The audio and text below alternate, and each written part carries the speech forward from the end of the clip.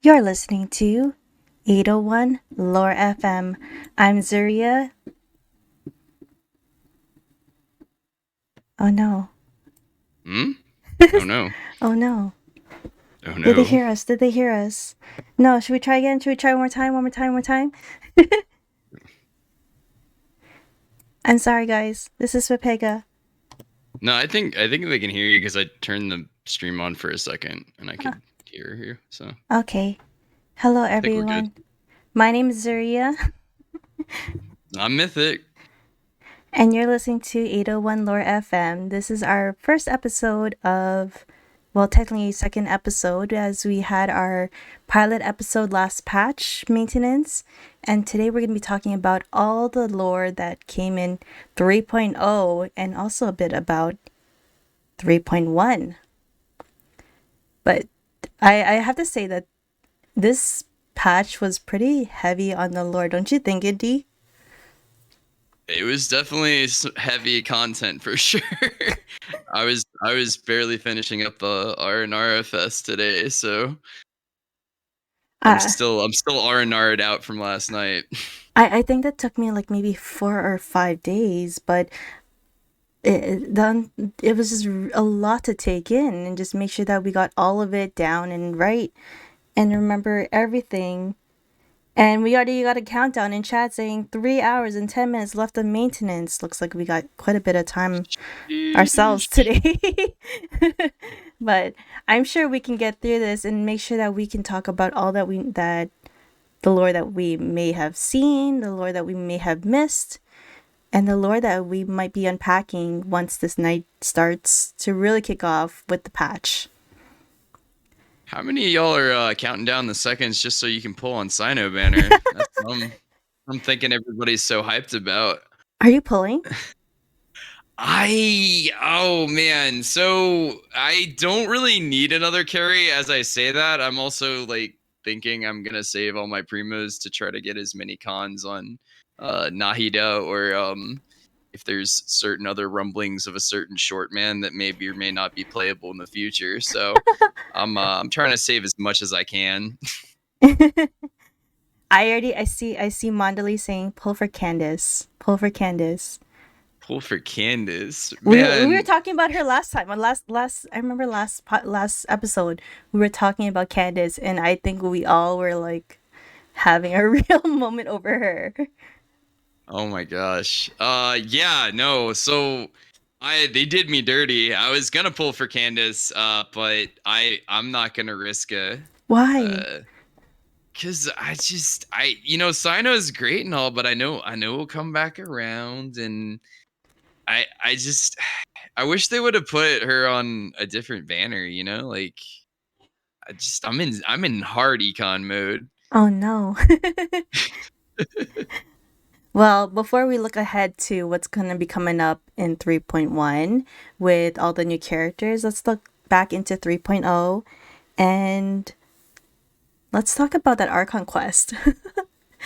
Oh, Mon, you saw the scary moose too? You know what I'm talking about? There's like a bunch of moose infestation thoughts in Genshin. Oh no. Um, yeah.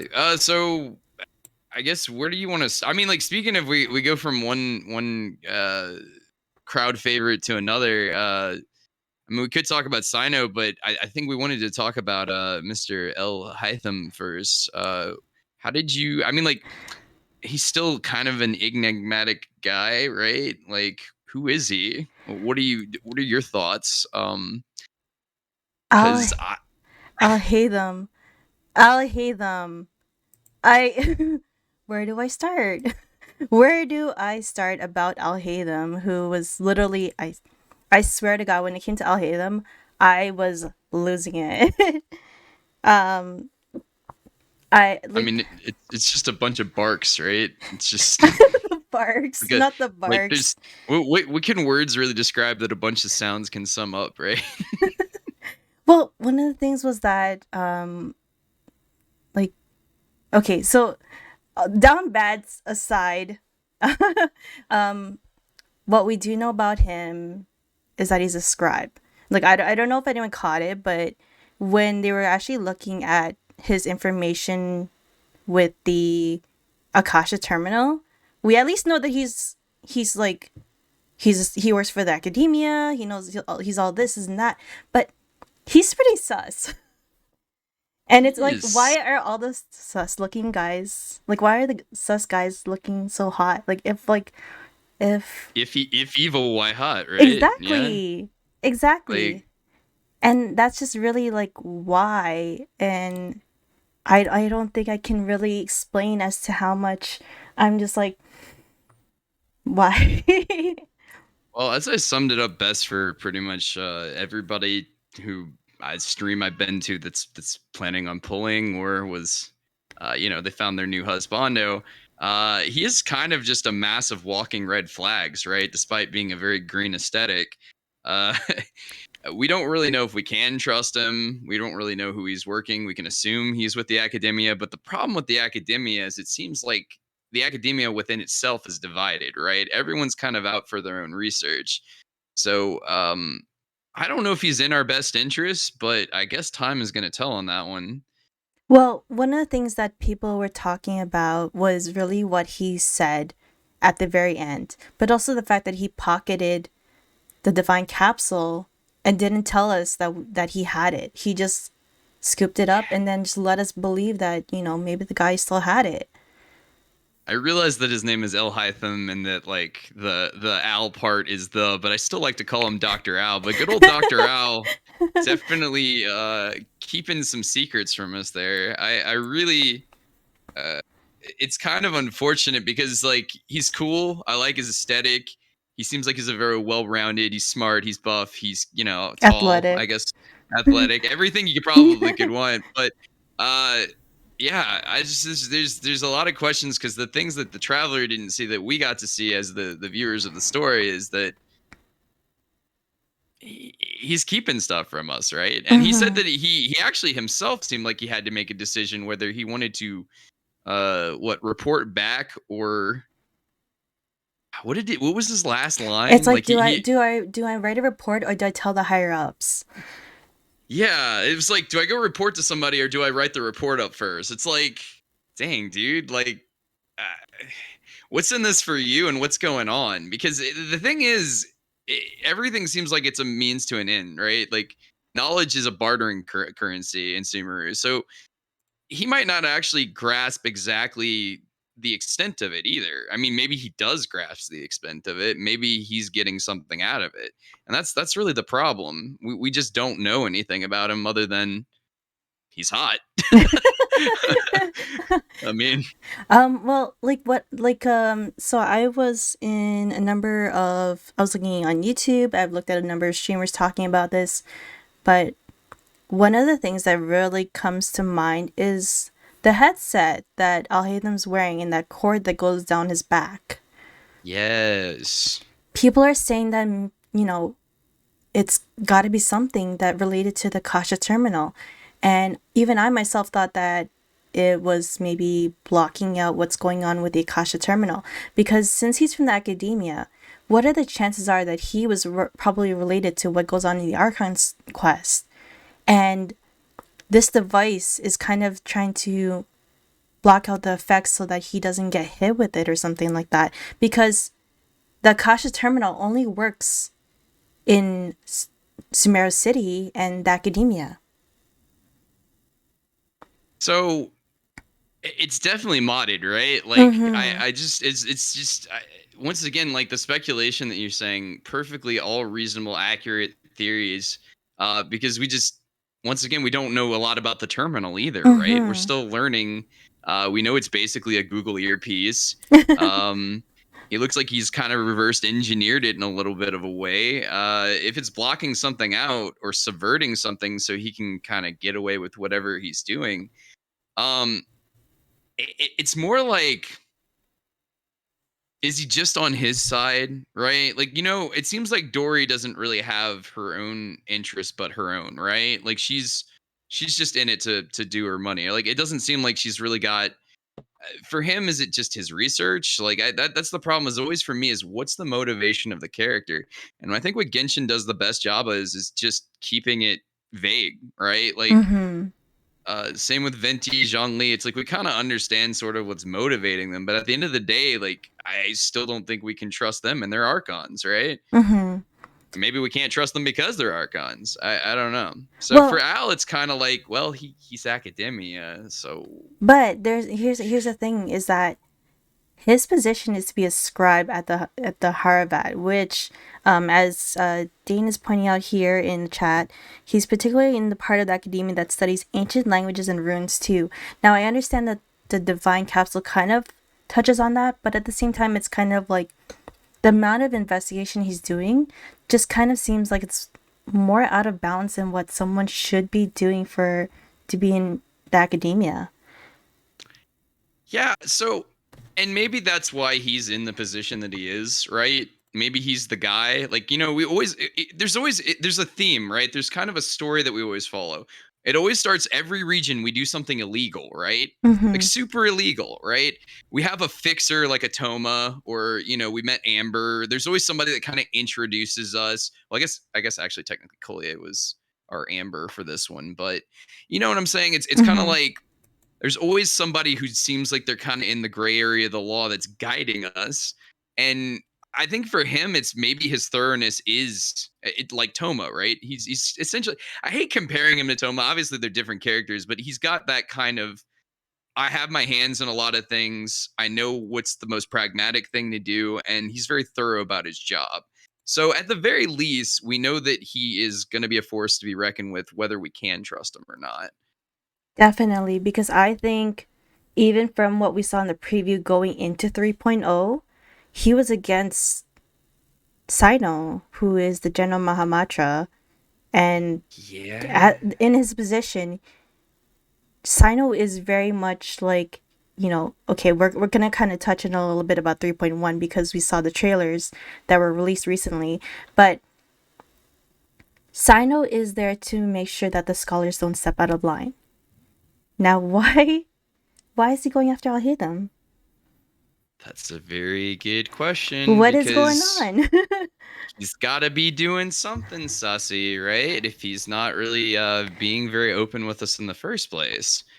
So, I mean, so I know you hadn't checked out Tignari's character quest yet, but there's sort of like I guess you see from the trailer what with Sino, there are people that greatly fear Sino, right? They fear the Matahadra Mm-hmm. because what they're doing has repercussions. Like eh, the research that they're doing, if it could be, it's something they live for, it's their passion, and it's everything. But what they're doing is not in line with the law. So yeah, obviously, Sino's here to put down the hammer. And I think I've also like there's so many things that I've even see in the message boards. Someone just being afraid to vent out about themselves in the message boards because what if Sino sees it? Yeah, He's yeah. I mean, anything that has a lead, right? So if he's in his own little private, like it's almost like you think of a headset that's like off the net, right? Like he's in his own like essentially dark web with his. He's got like a dark red receiver on his headset, right? Like he's sort of subverted maybe the eyes of probably the people that want to know, right? If you can just, if everybody's information is just out there and you can get whatever you want from it, Mhm. then having something like that might keep you out of the eyes of the law, so to speak. Well, speaking of wanting to be out of the eyes of even anyone in general, Dunyarzad. Dunyarzad was that NPC. I gotta say, like the fact that she was trying so hard to be out of sight of the public, but I've never been so invested in an NPC in my life in the course of my career of playing Genshin. Can we just stop 1 second? Like chat, by the way, like if you guys liked her so much, like can we just stop and all just sort of give like a round of applause because that VA killed it. Like I mean honestly, like all the VAs kill it and everything, but you could tell something was up just by her progression of her acting. Like each day she seemed more tired, like you knew something bad was going on. And Mm-hmm. and I think that like there was such a good attention to detail not only by the people who direct the story, write the story, but to have a voice actress that can convey so much emotion like that is really just 10 out of 10, right? It was just like you go from like she's so happy and like I'm so excited, I can't wait to be here to be able to go and see the dance of Cesaros, and then she goes and then like on the last day it's like I'm gonna go see the dance of Sub-Zeros. You wanna come? And Okay. like the best way I can describe her voice quality is like sultry. Like even when we Mm-hmm. first meet her, it is like chef's kiss, beautiful voice. And so like you really start feeling the pain in it when you can tell like she's being sapped of energy or losing interest, and it just seems like she's been doing the same thing over and over and over again. Oh, chat saying it made Tenpei look mid as hell, and Junior It isn't kind an of does, NPC. doesn't it? She's mid character now. Well, look, it's not really Tempeh's fault. Like, obviously, their budget is increased. I believe this VA, in either acting or maybe another voice acting role is like up for an Emmy. So not for Genshin, but I'm pretty sure I'd have to fact check myself that on that. But I think someone told me that, so I would probably need to Google that on air before I start spreading rumors. But either way, she deserves one, right? I mean, there So was even like posters on Streamily asking like, "Hey, you want like for like VAs to autograph posters?" And I got an email asking for like it was like Junior Zod, and I went looking. I instantly went looking. I couldn't find any of the posters oh because they were sold man, out. the quest had literally been out for a week, and like people were already like basically hashtagging like her playable win. Like Yeah. it was like all the like when is she going to be a playable character? And it's like I don't think that was ever the intention. And even I think the voice actress, when she introduced herself on Twitter or whatever, like a lot of the voyeurs do, was just like, they always kind of say like, "Oh, I'm just so floored by your support." She's like, "I'm just like, if I like." She even kind of mentioned towards the end that she was like, "Yeah, I'm up for it if they want to keep going with it." Like you guys are amazing. Like I just never expected such a response. So bravo, bravo, right? Well, there's more than just what she did as a character, but I'm pretty sure that there's a huge story behind this, right? Yeah. Like So she has like a huge role in this whole entire arc on Quest, and it's you're saying to me before it's inspired actually by Junior Zod. okay, so guys, I know you're in a lore podcast, but huge spoiler, right? If you haven't done the Archon quest, um, or I'll just go ahead and give you. I'll double down. If you've never seen Haruhi, the Melancholy of Haruhi Suzumi, there's an episode of 8 episodes called Endless Eight. It's literally the same story pattern where you just repeat the same, like 8 episodes long, just slight variances in the story. And I don't know if that's where they drew inspiration. Obviously, there's a lot of things like Groundhog's Day and stuff that you can take influence from, but to me, that was like the first thing that hit home, and I'm like, this character knows she's stuck in a like a nightmare, right? Like she knows she like. I mean, obviously that wasn't the case towards the end of it, but like you just kept on guessing, like what's the situation here? And bravo for the writing. So as you had brought up, the big draw is that the name actually is of a character from 1001 Nights, right? Which a lot of us know in the West as Arabian Nights, right? So she's the sister to the main character, who is someone who has been captured. I don't remember the exact details of the story, but essentially the guy is trying to consort with her, right? And so she tells him stories every night, um, basically to just until he gets sleepy and falls asleep, essentially, or sends her away, right? Um, and the big thing about her character, Dunn's character, in that story is that she's a plot device. She literally sets up a cliffhanger every night. Whether she comes in to interrupt the story to basically save her sister or what have you. So if you look at the way the story was written, and I always do this because I like to write, right? I like to try to relate pop culture to a lot of this stuff.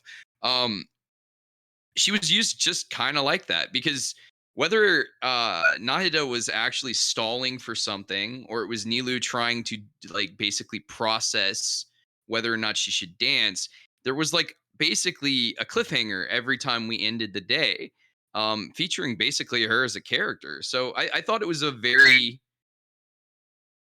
good use, very good reference to something that is supposed to be an influence for the culture, right? I thought, good shout, good call on that, because it is a very um that's the thing. The only reason I knew this, I googled it, right? It was because the name looked so unique that it was like, where did they get this name from? Like, they could have made it up, but like, it just seems like something that has to exist outside of Genshin, right? So just a little tidbit there. I actually looked up the same story after you told me about this, and the Mhm. thing was that it, like, you were right about the whole cliffhanger and everything.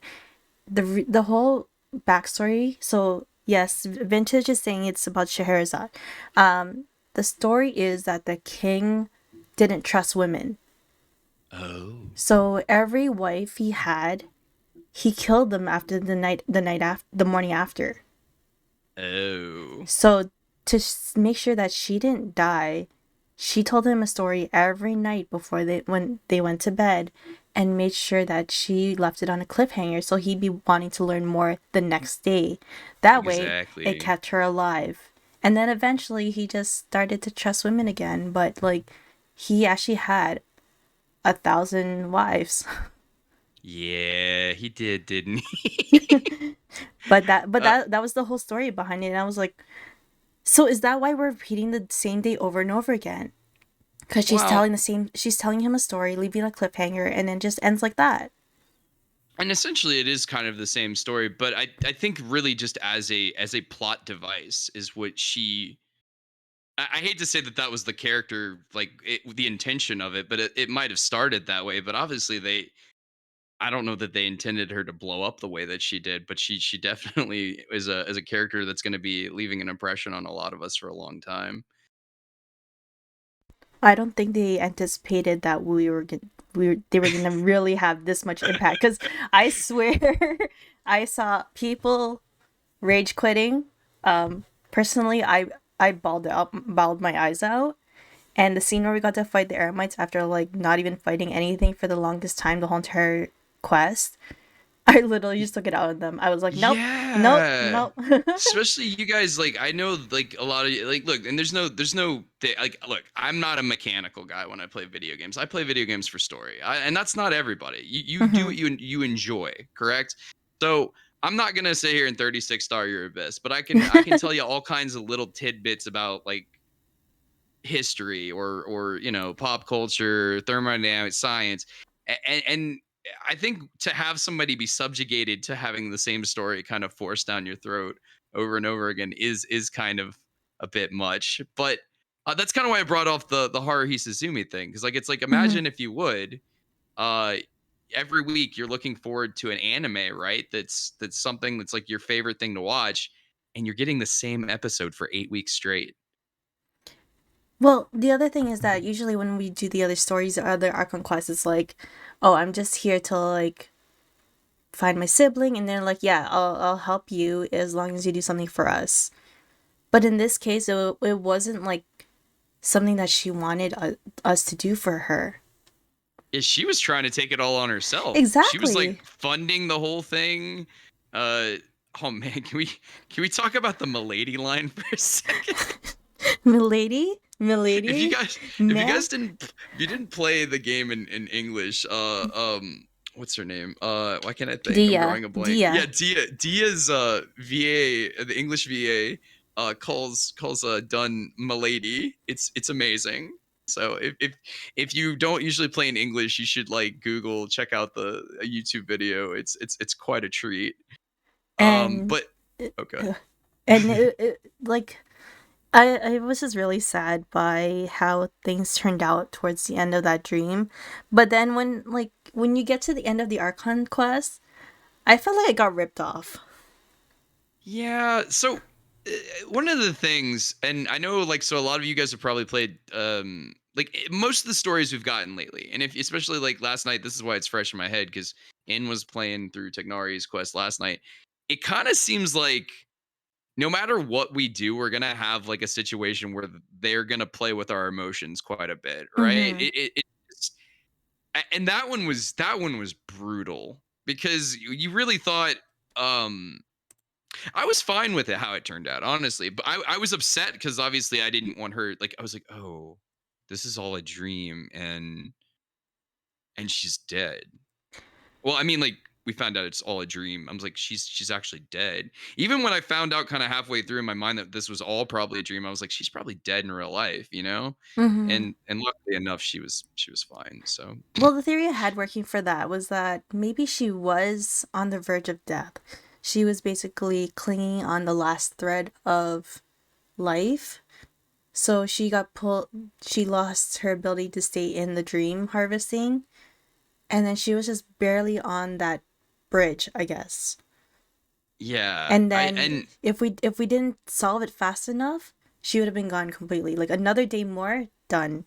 well, and we knew that like she had an illness, right? So Mm-hmm. it's kind of like she's like it was kind of like that time sensitive thing of oh gosh, it keeps repeating, and for some reason the effects of her illness are it's still going on, right? Like so.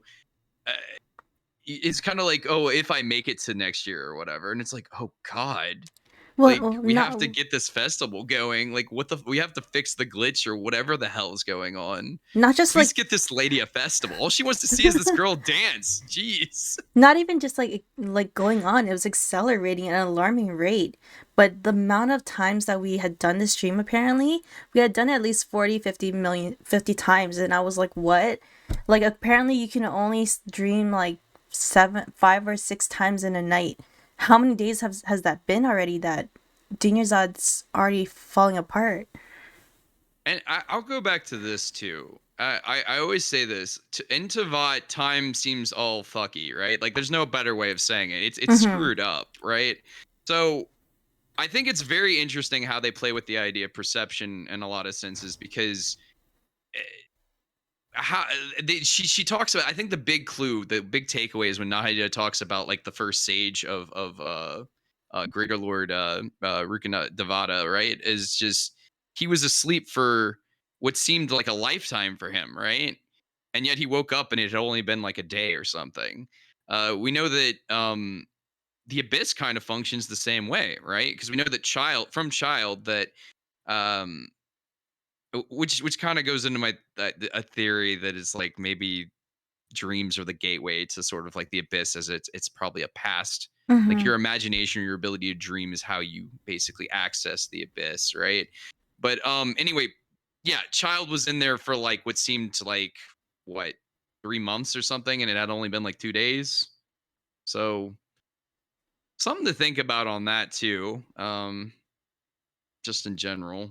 But considering how time moves differently, how do we speak for Nihida? So Nihida's been like she was picked up 500 years ago, but Yeah. she's still like a small little child, but like she has the ability to like go into everyone's minds and like take over their conscience. Like okay, I don't think we can get past this bomb that they dropped at the end, but at the same time it felt like we all kind of knew that Catherine was a robot.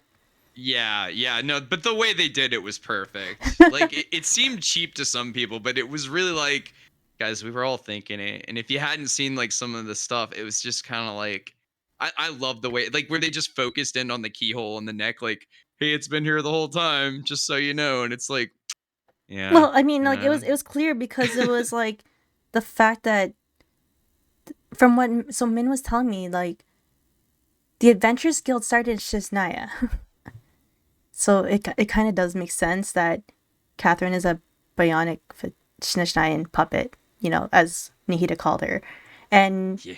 it's just like you know, I but love that she said it the way she did. Like, let me give you the details that you should know that but say just to casually clarify a few things, right? and just say casually. Yeah, like, hey, yeah, like this puppet that you've been talking to since the beginning of the game, totally shows Nyan's totally not real, totally a robot. And you're like, oh. So And oh, go ahead. sorry. So like no, it's about the way Nahida can control Catherine. And I have some, so in chat, Epic is saying, it seems like can Nahida only control adults? We don't know about that because what the argument is, Epic is saying is that children can still dream. So like, can she take over adults and children or just adults? So that's curious, right? Um, it seems like she can access people through the terminal, right? Like, Mm-hmm. So maybe that's the only reason she can access adults that have the terminal link on them. I don't know. Does that because it depends on how her consciousness works. The idea is that she's linked to the tree, probably, right? Like, uh, Is it the tree? You know, actually, if you wander around around academia, if you go up a little bit higher up, you'll actually see two children at the who study at the academia. So, chances I think they had Akasha terminals. oh, that is I have interesting. to double check when we go back into the patch tonight, but I'm pretty sure I saw two children, and it's literally their title over their head says student, because you actually interact with them and listen to what they're saying. Well, so the elephant in the room. What exactly is Nahida? That's the question, right?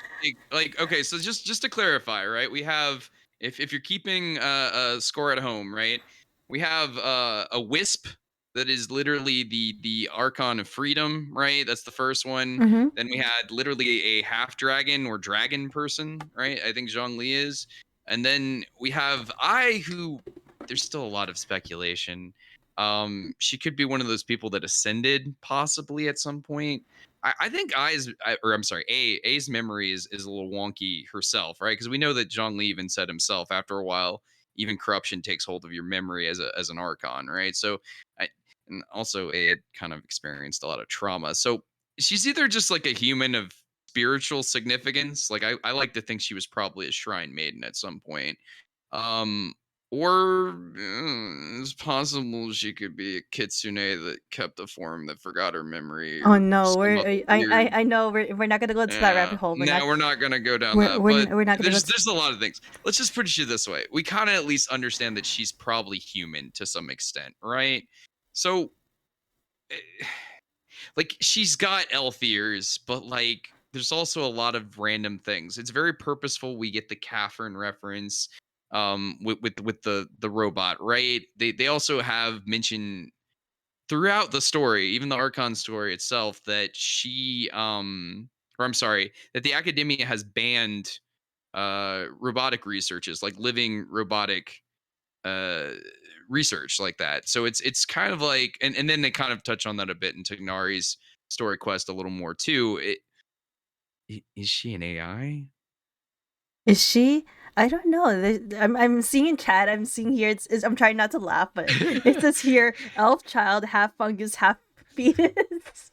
I mean, yeah, 100%. I mean, like to be real, probably a fungus. She probably is a fungus, honestly. Well, Like, there's the floating theory right now after doing like especially if you've done the R&R quest, and we're actually going to talk more about that afterwards. But um, there's a concept that they have where if you die, you turn into a seed, and then you just regrow and become like a new R&R all over again. We're gonna talk about more of the R&R quests later, but that is what people are saying, that maybe when Greater Lord Ruka Devata died after succumbing to her injuries from the Archon War. I mean, not the Archon, English Cataclysm.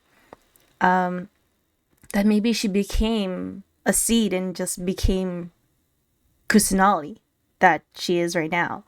And it's just it's questionable because she's of a small stature, and we've seen a number of characters who are definitely much older and or like around her age, if anything, in Archon years, be much taller than her and be like we have Layla, who's coming out next patch, or sorry, was drip marketed, sorry, not coming out, drip marketed, mm-mm. and she's an older being with long ears, so there's a possibility of the elf ears. So what exactly is Nihida's purpose for the way she presents herself to us?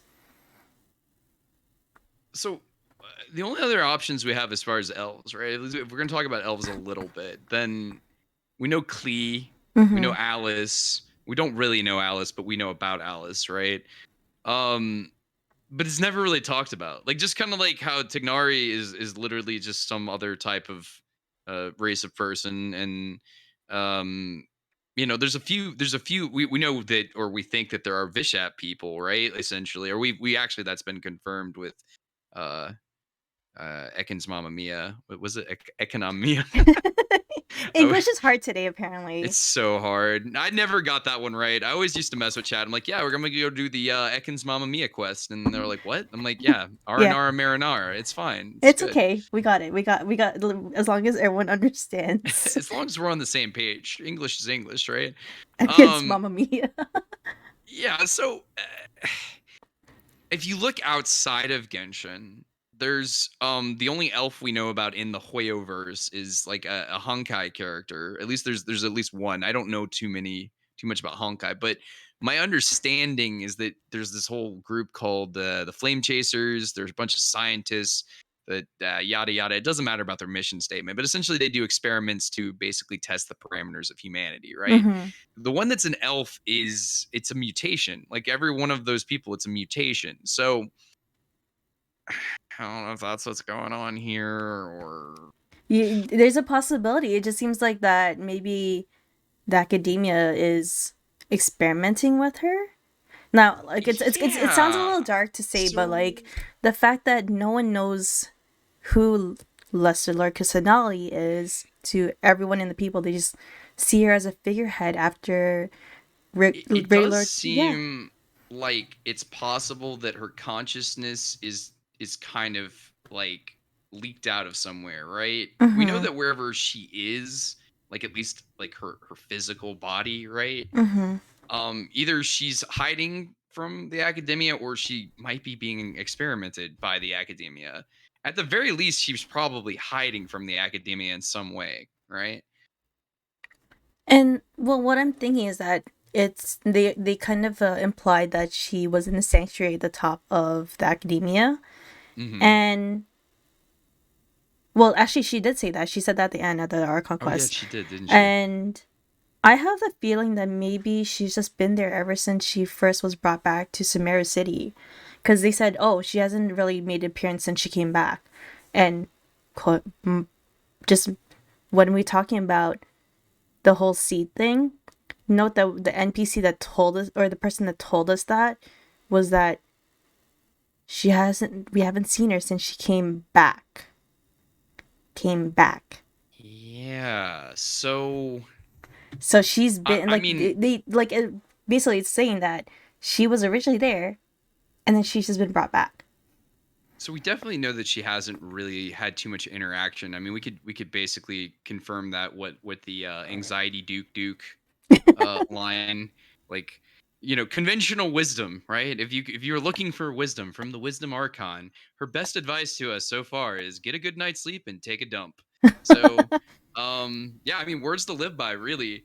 Hey, Steph. I'm sorry. Hi, I'm hi reading guys, chat. welcome in. Hello, Hello, welcome in. hello. Welcome in, everybody. We're getting close to Dotori discussion Yeah, for we. sure. I know, steps. We did the X day on the X we day. just started talking about Duke. So you came in at the right time. Hello. If you're just joining us, the Lesser Lose Kusanali basically gave us a bunch of advice. I did mention to basically take a crap and get a good night's sleep. So words to live by, right? So yeah, no, so I yeah, you kind of get the feeling that she isn't very well socialized for sure.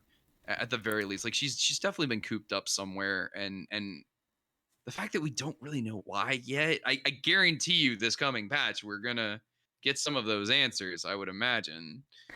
But I feel like there's some sort of conspiracy going on in the academia, and I'm not talking about recently with all of it, whatever Fatui might be doing, Mhm. based on the trailer that we were seeing. But like, I think the academia's got something up their sleeve, and I think it must have been a long, ongoing thing since before Rikudavada died. Yeah. So I felt like because that Akasha terminal was supposed to be like Nahida became the it's first Akasha terminal, but think it about it was this her way, right? legacy. Yeah. Hypothetically, it's her legacy, right? We don't. I always talk about this. The Genshin likes to play with perspective a lot, right? So there's always two sides. There's a famous saying. There's always two sides, or there's always two sides to a story, right? And the joke is that there's actually three, but it's there's my version, the other person's version, and then what really happened, right? So I think that's kind of what goes on in a lot of the Genshin stories. And just you saying that made me think about it a little more.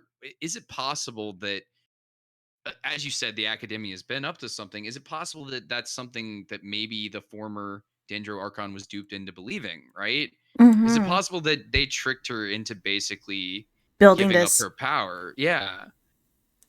Well, this the Kasha terminal is powered by the Gnosis, but Yeah. Yeah. what I can only think of is if Nahida is an Archon, then how she should have been able to get out of there long time ago.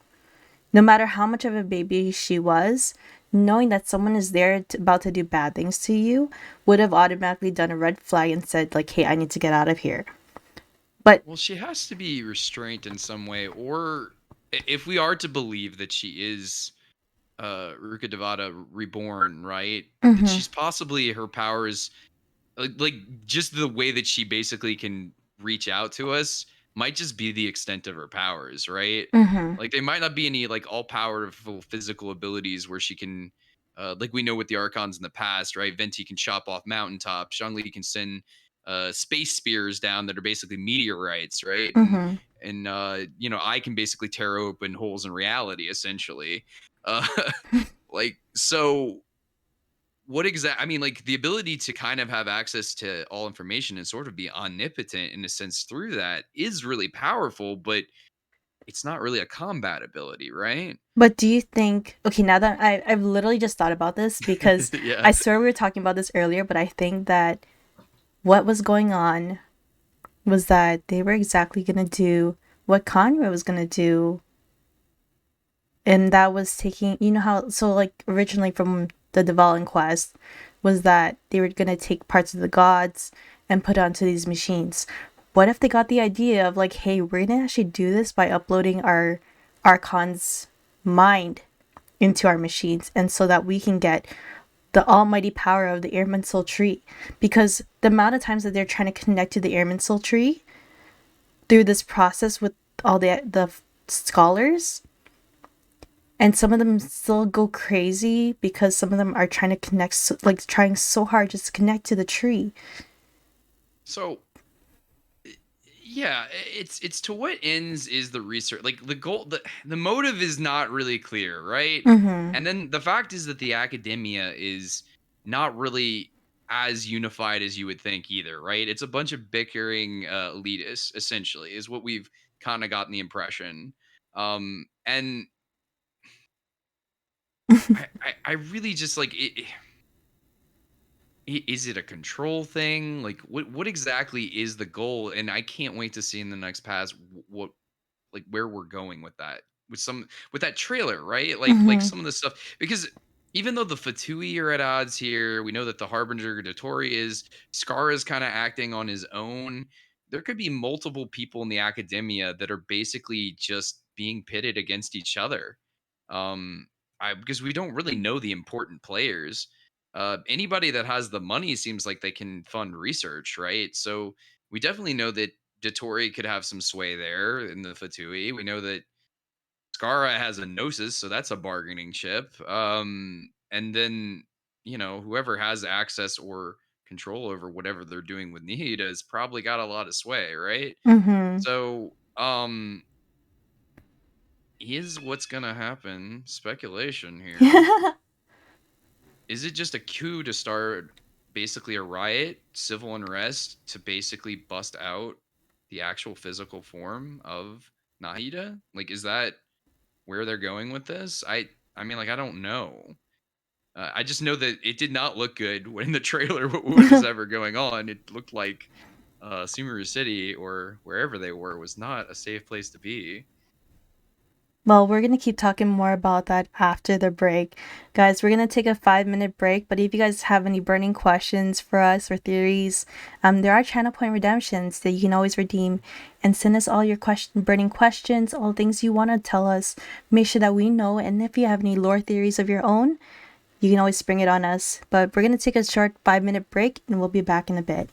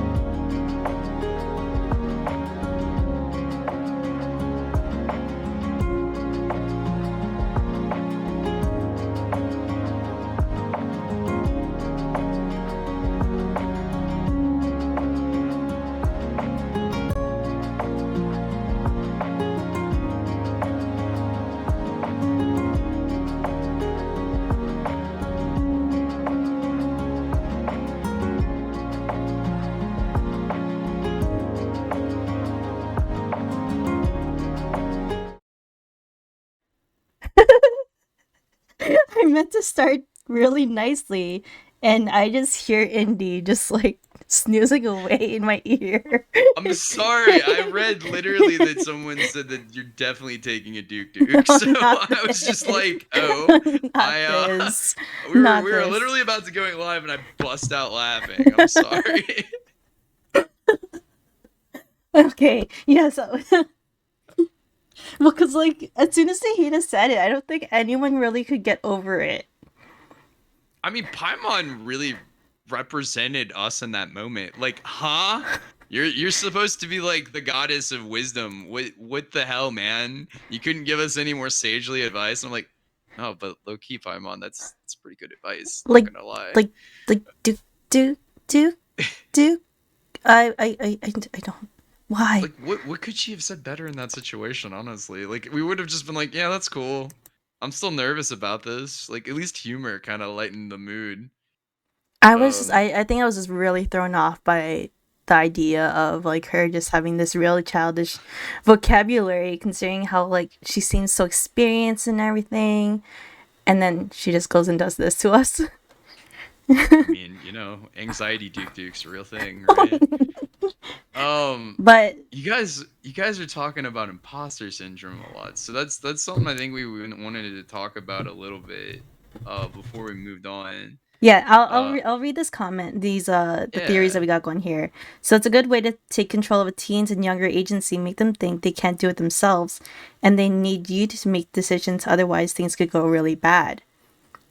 I feel like they have enough knowledge to know what strings to pull to control her. A controlled Archon made to feel like she must submit over the dominant force, the academia. They get to use her powers, gnosis, whatever they want. Yeah, that's a good way for the head scholars to keep an iron grip on power. Ooh. These are a lot of good points, and I think we need to really address this imposter syndrome because it's just been like I think like I was talking to Dean before and he was like saying that maybe it's a representation of like the way she's being so small physically is probably a representation of that imposter syndrome. Is you think that okay, so here's the thing. Do you think that that's what she really looks like? Or do you think that's a representation like you just said? Like, do you think that it's how she views herself, right? The safest she could feel is to view herself as a child or like a fairy or something. And really this is just a projection of her psyche, right? It's not actually what she looks like in real life. Do you think that that's possible? I think that maybe her true god form, like how Zhongli has his full dragon form, then we have like Venti with his wisp form. I think that she definitely has another form that we just don't see her in, but the child form is the condensed form. And it's also probably good to denote that because she wants to make everyone feel comfortable, to maybe seem so harmless, like a child might be the best way to do it, right? Like, Mm-hmm. because she does seem like she's desperately trying to relate, because as they said, like maybe she doesn't feel comfortable in the position, right? Because there's still the greater lord's legacy that sort of hangs over her. She's trying to fill big shoes, and so even if you're just going for the metaphorical sense of the story, like it's a big tell. Well, even then, on the position of filling Greater Lord Rukadevada's shoes, is that what else does everyone know about Greater Lord Rukadevada? And probably the one thing we can ever hear about is just the Akasha Terminal. And it just brings Yeah. back to like, what is Nihida's role in all this then? Is she really a shadow or is she the next battery? Because she's supposed to be the first Akasha terminal, but like I was saying earlier, this terminal was left by Ruka Devada. If Ruka Devada made it, how come Nihida's the first terminal? I agree. Imposter syndrome makes for a good story, and I have to kind of like looking at that right there. Like, yes, a lot of the archons have appeared in various different ways. So, Mm-hmm. um, here's the thing, right? If you think Man. So I think it's very purpose. I will say this about Nahida, right?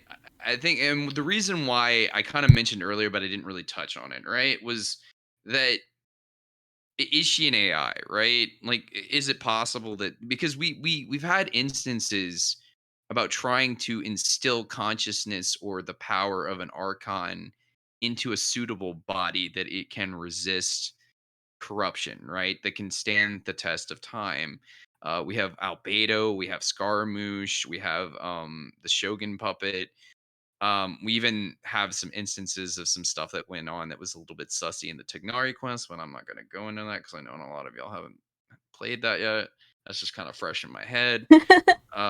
But is it possible that she's a synthetic being, and that the reason why she's being tested, and I know we'll talk about Baiju a little bit later, but much like Baiju sort of is curious about Chi-Chi and probably does some experiments on Chi-Chi, um, is Nahida being treated the same way? Because we're getting that story and we know Scaramouche is coming. So it seems very plus Albedo's getting his getting a banner. There's a lot there that kind of suggests that they're trying to tell us something or trying to relate something here. Maybe it's something else in the story, but I would be hard pressed not to say that it might be related to Nahida. I don't know. There's just it's just hard to tell, and it's questionable to figure out what Nihida really is, considering that she's able to get into our conscience. Yeah, that is a bit problematic. I mean, but we do have the terminal on, Mm-hmm. so I feel like she's like the source of the Akasha terminal, like basically where everyone is gathering information. They're putting it into the terminal. It goes through the terminal through the network, goes to her, and then it just kind of feeds out to everyone else who needs it.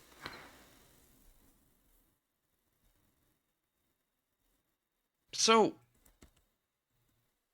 I will say this, right? Because we talk about imposter syndrome, and if they are sort of bullying her or belittling her or experimenting or telling her, trying to convince her in the easiest way possible that it's in her best interest to follow or play along with whatever is going on, Mm-hmm. um, we're kind of it's interesting because we're also given a very young lady like Nilu who is being told the same thing. There's like a system that is sort of disregarding art or self in a lot of ways. What I think people don't really attribute to art is that Mm-hmm. it is self-expression.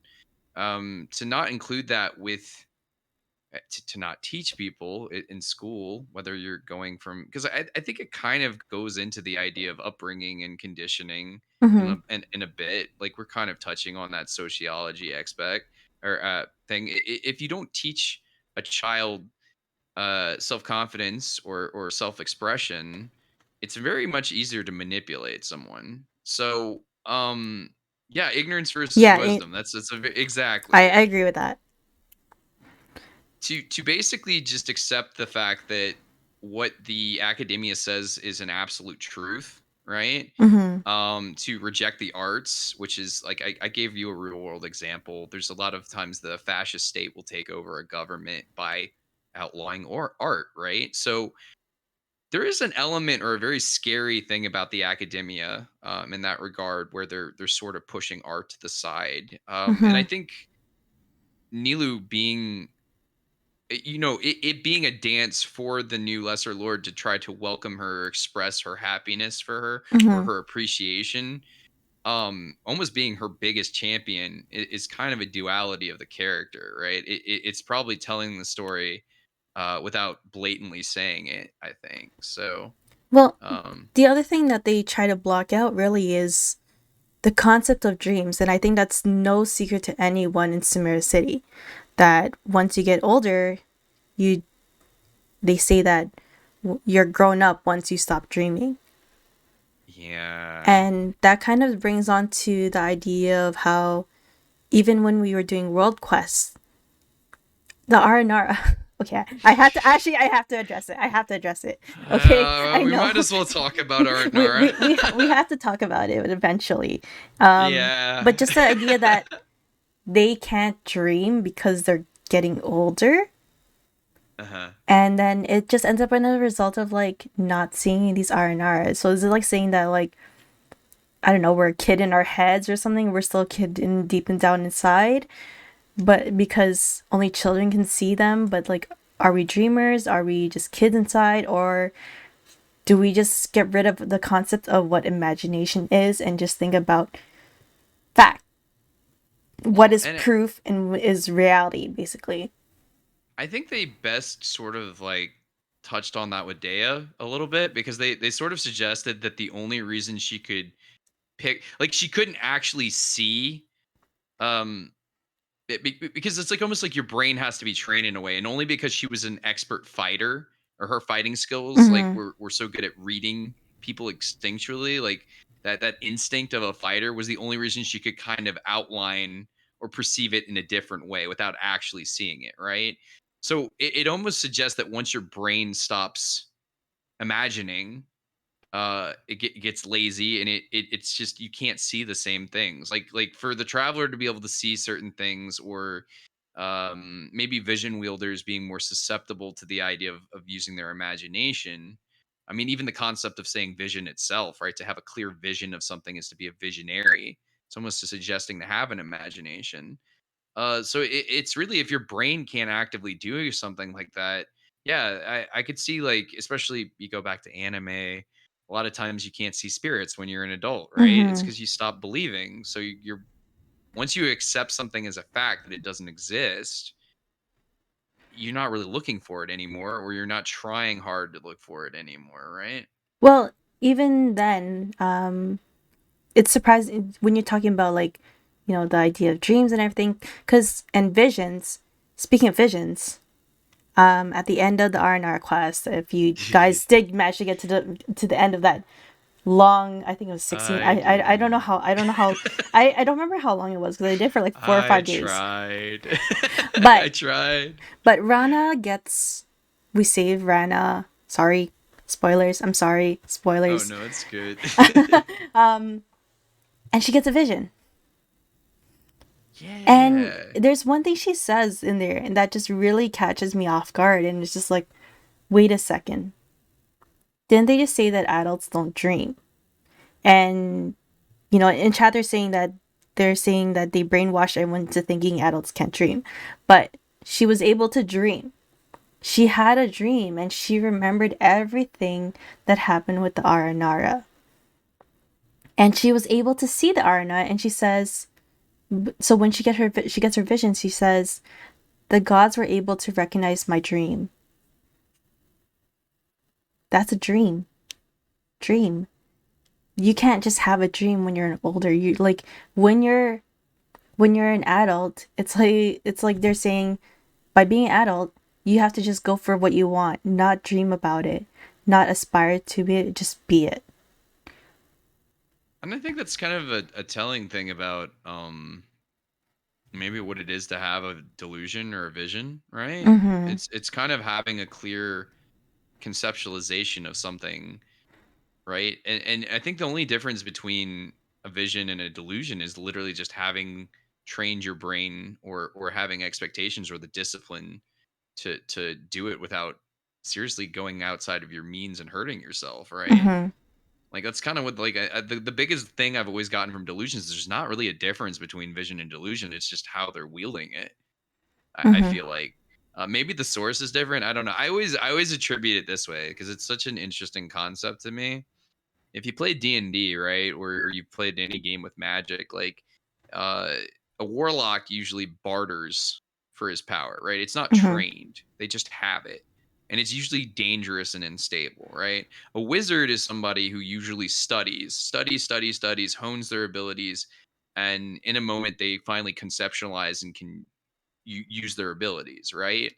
So And then there's like sorcerers are just something they feel innately inside themselves, right? And they can sort of practice with it and use it. But you see what I'm saying? Like when somebody sort of like you look at delusions, a lot of times the people or the wielder says that they're Hmm. actually shortening their life or drawing from something that's unstable. So And I I feel like guess there's more to learn about that, especially because Lisa, yeah, Lisa, Lisa, more um, Lisa Lore win. Lisa Come Lorwin. on, But um, I think we also want to talk about more a little about the R&R quest because true, true. everything is just like it dives really more into the dream world where everything, just your perception of reality changes. And I just want to bring up this tree I have. Oh gosh. You guys can't really see it. Now you can see it. The tree, which is actually looks like a giant oddish. Yeah, it looks like an onion, kind of. Yeah, you call Or it an onion. oddish. You call it Or onion. I call it oddish. no, it's an oddish. Or I guess a radish. Maybe that's what a radish looks like. I have no I idea. don't know. I don't know. Vegetables are weird. But just out of the whole entire area of Vanarana, is that this is the only place that you can actually still like the layout of the land kind of changes a little bit, but then you have like the few houses and then the tree still stay the same in both reality and in the dream world when we switch over. So it's kind of like, like what exactly are we missing here? Is it the fact that we can dream? Are they talking about referring to be able to dream not only when we're asleep, but when we're also awake? So yeah, that's an interesting question that I've kind of brought up a couple of times in some of my chats is like what is Dainsleif's abilities? Like I'm not gonna try to go too far down this rabbit hole, but what does traveler mean, right? Is that to is it are you so I guess the way I see it is because we kind of also touched on recreational drugs a bit, a little bit in with Tignari, the ability to I mean this is something throughout history. We know that prophets used to basically you know essentially use their incense or certain things And they to just go say it. on. And they just say it. Just say it. We were all like everyone was getting high because of the shrooms. Yeah, well, I mean, like, okay, if you're Native American, you smoked a whole bunch of peyote and you went on a spirit quest, right? Like, is it possible that a lot of people that are normal that are not like of the same level as a traveler, maybe a traveler in a lot of ways has honed the ability to do so, but your ability to basically travel between worlds, is it limited to or possibly influenced by your ability to dream, right? And is Mm-hmm. it possible that you're dream walking awake? Uh, like because Dainsleif says that he can, and this kind of goes to the idea I brought up earlier about does the abyss just exist in the past as a Mm-hmm. dream? Like when you access those memories and you get those powers and you access those domains, these are all fallen or past civilizations, right? So uh, the big line in the Dainsleif quest that the Archon that we run into, it might have been the Hydra one. I don't remember. He's like, "Oh, I should have closed the gateway if I knew you were coming." The network, or he calls it the network. And I think that's very curious, right? Um, Mm-hmm. it makes me almost think that that's kind of how they use portals. Your ability to travel with your imagination or your ability to dream, right? So And I don't. sorry, I just see a Oh, little good. theory from Insignia here in the chat, Yeah. and it actually does make a good point about the whole concept of the dreams that we're talking about here. Um, I find it really interesting that by distancing the people from dreams, they're removing their ability to dream and see R&R, which both bear significant connections to the Dendro Archon. So effectively, the sages are distancing the people from Kusanali, not only by isolating her physical form, but also turning the people away from her realm of power. I mean, the R&R are basically connected to the Dendro Archon. So if you look at it from a different, like going off of that idea, right? I think it's a very similar idea to suggest that the abyss, right? Since we were just kind of talking about it. Um. Oh shit! What was I saying? Crap. English. What's English? What's Yeah, English? English. No, oh, right, Conria, right, Conria. Let's just go ahead, Conria. Oh. Like their ability to separate themselves from the gods, return like a godless nation, right? In a lot of ways, a land that's ruled by no gods, somebody who's directly trying to oppose or spit in the face of Celestia. Is it possible that the academia is just doing it with the wool over the eyes of Celestia and the general public? Like, is it kind of maybe a farce that they're just trying to harness the power of the gods to essentially um do you think someone in the academia is trying to ascend a god? I mean, let's be real. Scaramouche is probably we've heard the lines, some of the lines. Hmm. We realize that he's got a mecha. He's kind of got a god complex going on. Gundam Wing, S- guys. If you were a Gundam Wing tech nerd like me, I'm oh sorry. yeah, Gundam Wing. No, Gundam Wing's so good. I Academia. guess academia. Yeah. So I guess if you want to go to the, because we know a lot of this is based off of Gnosticism. If you want to go to one of the stories that was kind of um oh, we didn't even talk about how Oh we don't yeah, actually we know didn't get to talk about. Kusanali's real name, Yeah, like her you her know her what? I totally archon forgot name. about that. We were gonna talk I about did ours. too. We were gonna talk about ours Goetia Oh because shoot. it's so weird because out of all the gods that we've met so far, and even like Paimon being like a god from Ars Yeah. Goetia, Kusanali's name is not written in the Ars Goetia at all. Like I've actually looked at it even today. I triple checked everything. You know, Well, and so that's is there a chance yeah, that like maybe that's she's below, or is like yeah, I even looked at Ruka Devada, I looked at Nahida. None of the names pop up. she doesn't really have an archon name, right? Like that's the thing. Like that's just a title. They're both given titles. I don't think Ruka Devada. I think that's just literally. Well, Nahida's her name. Ruka Devada is her name, right? But one's given Lesser Lord, one's giving like Major Lord because it's mostly just try to belittle her, I would imagine. But I was telling you earlier about how kind of like the ideology split, right? It's a lot of the same core ideas, but there's sort of these in groups and out groups that are trying to fight each other because, and we can talk about a little bit about the Scarlet King or the Crimson King, or is it Scarlet King or Crimson King? Have I been saying that Scarlet, wrong? Scarlet. It's Scarlet. It is, isn't it? I think King Crimson is a yep. King Crimson is a band. There we go. I figured it out. That's why I messed that up. But yeah. So I guess to that point, I'm sorry. I got a little far away from it. It's okay. There's an adage about the Tower of Babel, right? It's a bunch of people who gathered who thought that they were smart enough and they built a tower, right, to try to ascend to the heavens. And they were a bunch of people that thought they were smart, right? That was the pride, the vanity of it all. Um, what happened is the tower collapsed, right? It gets struck down, and all these people are scattered, essentially, and that's what they talk about when they sort of describe. It's a myth about language barrier, right?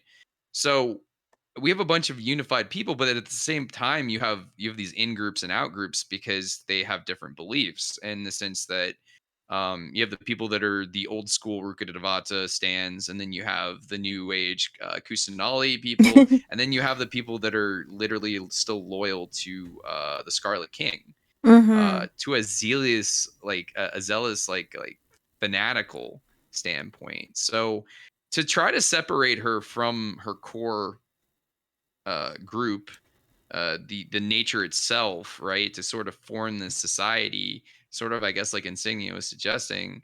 I think it is telling. I think there's actually a lot going on there. And whether it's the academia or possibly Tori or Well, I got I got in here chat saying that maybe her Ars Goetia name is gonna be Buer. So it's the demon president in charge of natural and moral philosophy and all uses of herbs and plants along with healing all infirmities. Remember when Nahida said she's not strong enough yet to heal illnesses? yeah. So yeah, I originally thought murmur, but I saw that and why it's not murmur is actually pretty relevant because you can also sort of literally what you said with the herbs knowledge. when I was googling earlier, and I may or may not have saw something I wasn't supposed to, but that's a very good shout that it's probably in fact where, because literally that seems to fit her personality, or at least what we're experiencing in the Hmm. story, right? We're getting a moral philosophy from a bunch of different groups, not necessarily her. She did tell us to, stay calm and duke on, but I don't know if we're gonna form a religion around that, but You're probably gonna do a shirt on that, aren't you? I mean, I am. I'm gonna form a religion. It's my I live my day every day with that philosophy. Is that when I wake up, if I had a good night's sleep and I took an anxiety poop in the morning, then I'm starting my day off correctly. That's Yeah. all. Like, but yeah, no, like, yeah, I think that's exactly probably the name of the demon, to be honest with And I want to drag back to the one you're talking about when you're talking about the Tower of Babel, like how they were trying to basically reach to the skies.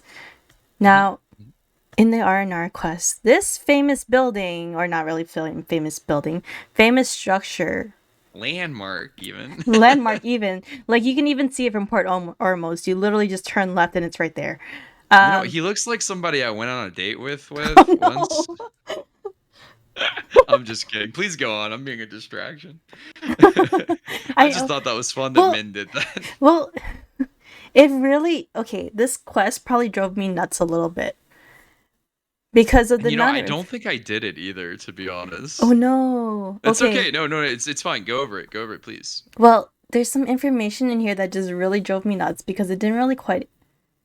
There was a lot of questions that came up with it. And basically, it's like a big giant Gundam's mobile suit, if you are familiar with the show. Mm-hmm. If you're not familiar with the show, you can pretty much look at the trailer with 3.1, where Scaramouche is coming out of this big giant robot. It's the same concept. It's Basically, it's literally saying it's a Gundam it's. moment. Yeah. I know I had like a moment to be able to pilot it, and I was really upset. But basically, it's just saying that you could actually pilot this machine. You could actually like there was an actual pilot inside who was similar to the Black Serpent Knights that we saw in the chasm. Ooh. And the researcher we met says that this came from Conria. But when Conria fell, a lot of machines came up from the desert, which is what we're going to be seeing tonight when the patch opens up. This doesn't make any sense. Because they're saying that means Conria is from underground. If we look at the chasm, there's a lot of there's an underground civilization there that's upside down. But I had to dig this up earlier before maintenance went up. Kaya's character story, Yay. that is probably the most like key to this because he says in character story My 4. hat's in the way. I'm sorry, it's okay. You're okay. It's I was just okay. letting you know. So Jazari says when Kanya was destroyed, many ruined machines like this came up from the desert. And there's the legend that the ancient realm of Kanya lies beneath the earth. But Kaya's character story says that he was with his father looking to some place far beyond the horizon. On the other side of the horizon sat their distant homeland of Conria. Where is Conria? I'm confused. If it's below the earth, how is there a horizon? You want to know what I think? Are you? This is just kind of something that occurred to me, Oh, maybe. go for it. Go for it. So we know that we know that Sumeru, and I think this is where you're getting at, because I remember you saying, I'll let you get there first. No, no, go ahead. Go ahead. I'm like this. I'm literally like going nuts over this because how do you have Sumeru desert and then all these like it's coming from the desert and then you just suddenly like there's a horizon and like is everyone dead? Is that what it is? We're basically we're in purgatory? Like the whole concept of like when you're like in the beginning of the game, we're I absorbed mean, by these Savat is cubes. pretty mid. It's pretty mid. Well, I'm well, just kidding. like we see in the beginning of the game, it's like all these cubes that are basically taking up us and then parts of the world. And is that translating over to another part of the world, kind of like a quote unquote parallel universe, but in a way that it's kind of like we thought it's 500 years ago, time passes differently, but technically we're in a world of either purgatory or hell. Or And we're in a dream, right? oh, Yeah. So wait, I'll try to fill in what I'm thinking here. So if Conria, we're talking about robots that came out of the desert, that doesn't necessarily mean that Conria was always like under the desert. I guess think of it this way: if Celestia is your biggest foe and they're above you, right? Even if it's Tavat, right? And mm. we know where the people got freely. I mean, we could go into Gnosticism, but I'm not gonna. It's not really important for the point I'm making. It's like sort of like, what if Sumeru is in fact Conria, right? It is because we know that they draw from the ancient technology of civilization. We have this Mm-hmm. giant robot here. We know that we can access Conria through dreams, or at least parts of Conria, or even past civilizations through the abyss, right? So we know that that has to almost be a dreamlike state. So in Honkai, I'll pull out and dust off this little bit, the little tidbits I know about Honkai. There's something called the Void Archive, right? So the lady in the beginning of the game, the sustainer of heavenly principles, the unknown goddess, is it looks very much like the Herschel of the Void. Um, and we can go back to the name card about the visible elements and that there are possibly more elements than that humans can't count or they just can't see them, right? We're taught about our imagination and dreams, right? To maybe access these elements in a lot of ways, like the Void Archive, I always attribute to entropy, right? If you could stick something in a black hole, well, energy, we know about like thermodynamics, energy can't really be destroyed, right? So even the remnants of the memory of it has to exist at least on some sort of scale, even if it's transported to a different place. Now, if we're still with me here, and I know this is crazy and confusing, those little cube boxes, like you mentioned, um, if that is the ability to transport something in that way, to entrap it into a dreamlike state, is it possible that we're still sleeping? uh Oh, or you know what I'm saying, like it's crazy. I know we woke up technically 500 years later or something, well, but how does no one find us after 500 years of sleeping in the same spot? I know, And right? how It do all we seems kind of sus. how has no one found us? Like that's literally like what drives me nuts about this whole entire story is that telling me that Kanya is this and that, and then Kanya is like on another distant homeland. Kaya is able to see it, and then Desari is saying, "Oh, it's like an ancient realm below the earth." Like, Well, so in a lot of ways, if Conria is so we could talk about this. It's the nature of the land versus the nature of the state, right? One of the biggest problems in our modern world, and I'm not going to go into it because it doesn't need to be, is that sometimes there are land disputes and there are cultures that have different claims, and it's kind of however you view it in a lot of ways. Um, Without going into the politics of it, because I don't want to. Is it possible that Kaya sees Sumeru as what it actually is to him, his home, right?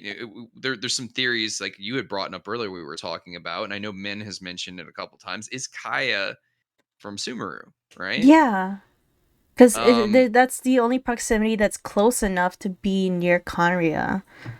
But was the city basically just buried beneath layers and layers of sand and multiple or like well, kingdoms? so look at it this way. I guess what I brought up earlier about the if your opponent is someone that's above you, do you form a bomb shelter under the ground? Like, if it's still a physical place, is it just ruins that either got bombed the crap out of or possibly exist because time has basically made fools of us all? I mean, how old is Kaya really? Like, That's the big question we've here. we've never really gotten an honest answer on that in a lot of ways. Yeah, and like And is well Kaya a traveler himself or something, right? Like, Yeah, and because like what also doesn't make any sense is like okay, I'm kind of backtracking to the last patch before, where we Sure. had the Luke story quest, not the story quest, the Luke event with all the letters, and he revealed that his family was the king regent while Airman Sewell was sick. But that kind of the way it was written kind of implied as if his dad was the one who was the king regent, Yeah. It's and kind of confusing. it just kind of left me feeling like, so Kaya, how old are you? Kai and Diluc are vampires. Calling it right now. Yeah, we know Just he grew up with Diluc at least. Like that's as much as we know. But nah, I'm just messing. but like, it just doesn't make any sense. Like there's no connection with the proper timeline Yeah. of like what happened really there. What was the disconnect?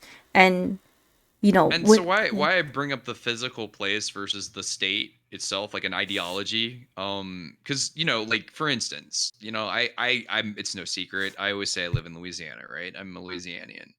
If I tried to cross over into Texas, there's not like imaginary wall. There's no real state line. It's something that's man-made. It's a man-made concept, just like something like nationalism is in a lot of ways because they talk about do I need to revive the homeland? Like that's such a big thing with Dainsliff is they were constantly talking about, oh, so the homeland doesn't need to be revived. Is it essentially more like Conria is more of a concept than it is an actual place nowadays, right? Because it, it, it seems like a civilization that's sort of lost to time. there it's just weird because It like is. how do you define what was the reality anymore, because we just suddenly woke up in the game. And what's weird even more is that we fish out Paimon and we don't start the game, like the timeline where the game starts is 2 months after we wake up. And only just then Yeah. we start to explore. So it's kind of like we're coming across a lot of stories and across a lot of like people that's made us go like, what? Huh? Can you repeat that again? Because I thought I heard you right, but what you're saying doesn't match up to what I heard here, you know? Is Genshin just a server that a lot of people's consciousness has been transported to after afterlife? Are we just all just a bunch of people from different places that are just sort of making sense or being fed a storyline to kind of go about our everyday? Like, there's a lot of just weird things that you're like, is this all just fake? Like at the end of the day, it's really like when they bring up such concepts about imagination and dreams and then all these big brain ideas, you're just kind of like, at the end of the day, I'm still playing a gotcha game, right? Like I think. I think last time I checked, what was I playing again? What are we talking about? What lore are we talking about? Which game is this again? Pretty sure it's a gotcha game with a Yeah. story and a lot of characters that we hope to be played again or hope to be playable at all. by Ju- Well, there's that whole theory that the Traveler is really just we actually aren't using four characters, and that the Traveler is just simultaneously uh whoever's on the field, he's channeling the abilities of somebody he's met in his journeys. Like essentially because you can attune to the different regions and abilities, you just have the ability to sort of reflect the techniques that you've learned along the way, almost like Oh, you're a crystal or something. It's insane. There's that's so many people have so many good ideas, and it's like, bruh. I, uh I don't know how I feel about that, because knowing that the traveler who doesn't have a vision at all is somehow able to channel everyone and just suddenly like, oh, we're just able to do these, and everyone calling us like so powerful. How, I mean, like, there's also the idea that going back to like, is I someone who was formerly an ascendant, right? Are we just on our own ascension quest? I mean, like, there's a lot of things that are just hmm, there's a lot of questions that you can ask where it's like, if they wanted to write the story anyway, we're gonna believe it at the end of the day. They have so many options. They've put so much stuff out there. I mean, there's like been so much stuff dangling in our faces. Just like even knowing that we now have Dendro, we now have all this information, it still doesn't even add to all the questions that we've had. Like, it doesn't answer everything. And what's also dangling in our faces is like with Dendro, Baiju. Like, I was saying earlier a little bit, but Oh yeah, yeah. yeah, Baiju. Yeah, Buys you in, huh? I mean, he's the his very first Dendro character we've met, and we still don't know what he do or anything about him, right? Like, like what where like that vision is just not sitting on there for nothing, right? And the fact that out of all yeah. the lead characters there is, he's the only one with the Dendro vision so far.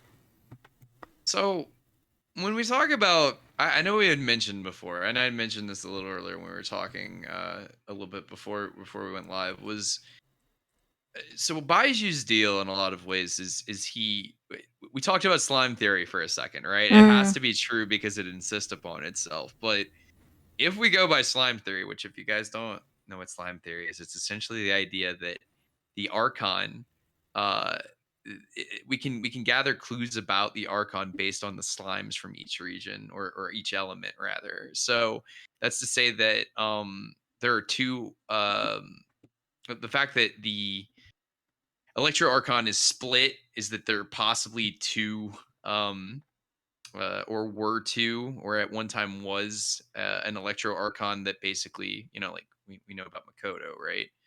I still don't believe Makoto is real, but that's another story Oh entirely. no. Oh no. We're Oh not gonna. no. No, we're not gonna do that. It's fine. It's fine. But still, Makoto denier.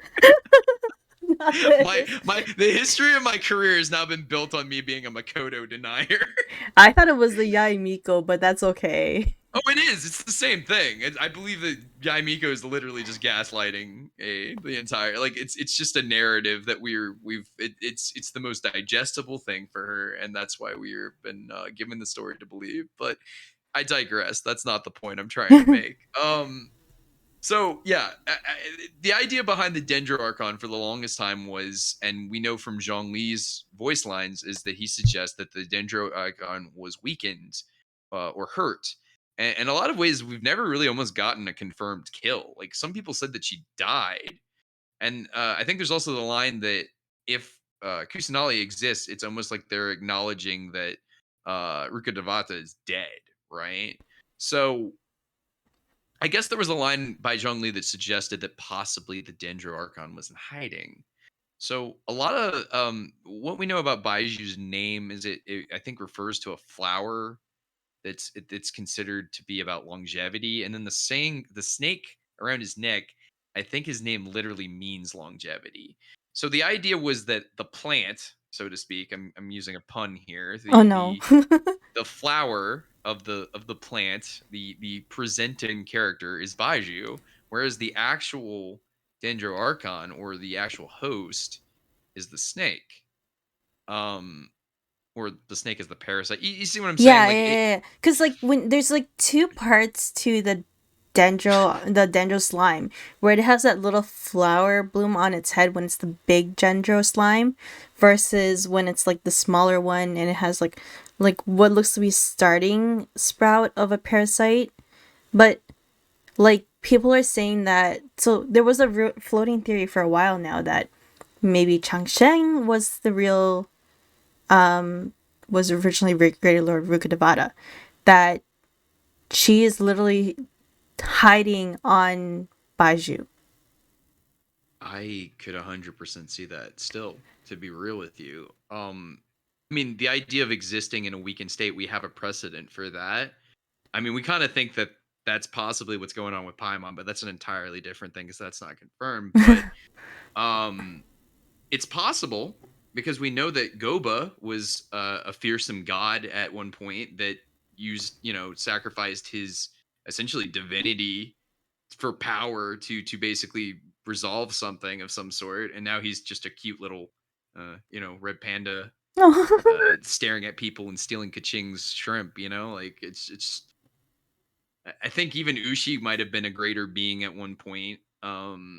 So there is a precedent set that suggests that you could probably exist in a weakened state, which is like kind of why you have the whole theory about Rukkhadevaya that possibly uh, is it possible in the realm of reason, could we Mm, say that because plants bud and seed, they germinate, they send off multiple seeds, is mhm. it possible that the archon itself, when they weaken themselves, scattered? Nahida being one of the components of that. Um, Obviously, the snake whose name you mentioned that I can never say properly, Changsheng. Shang. Uh, it could also be that in a lot of ways. I think. Let's see. So is Bayou that I meant to go back to what Steph had like because it's that's an interesting question. So what do you think about that? Do you think he's a Liyue native or do you think he came from Somaru? Because we actually don't really know where he's from. Like we don't know anything about him see, really, see except that that he. that's also Okay. the other thing because a lot of there's also the fact that where did child got his vision from Snezhnaya, right? Mm-hmm. Mm-hmm. But there's the possibility. I think it was oh my god, who was it? Who discovered him? Someone got their vision outside of their native country, Oh. and it just kind of made me think like, did Baiju leave Sumeru or something like that? And Or we know that people can end up we've had characters like Toma, right? Toma's not originally from Inazuma. oh, the chat saying that yeah, he was He's confirmed to be native to Liyue, to yeah. okay. And it's possible that he met the snake on his travel or the snake made it I mean, he could have discovered the snake. The snake could have been something it could be a whole like precedent that's set some way. I don't know.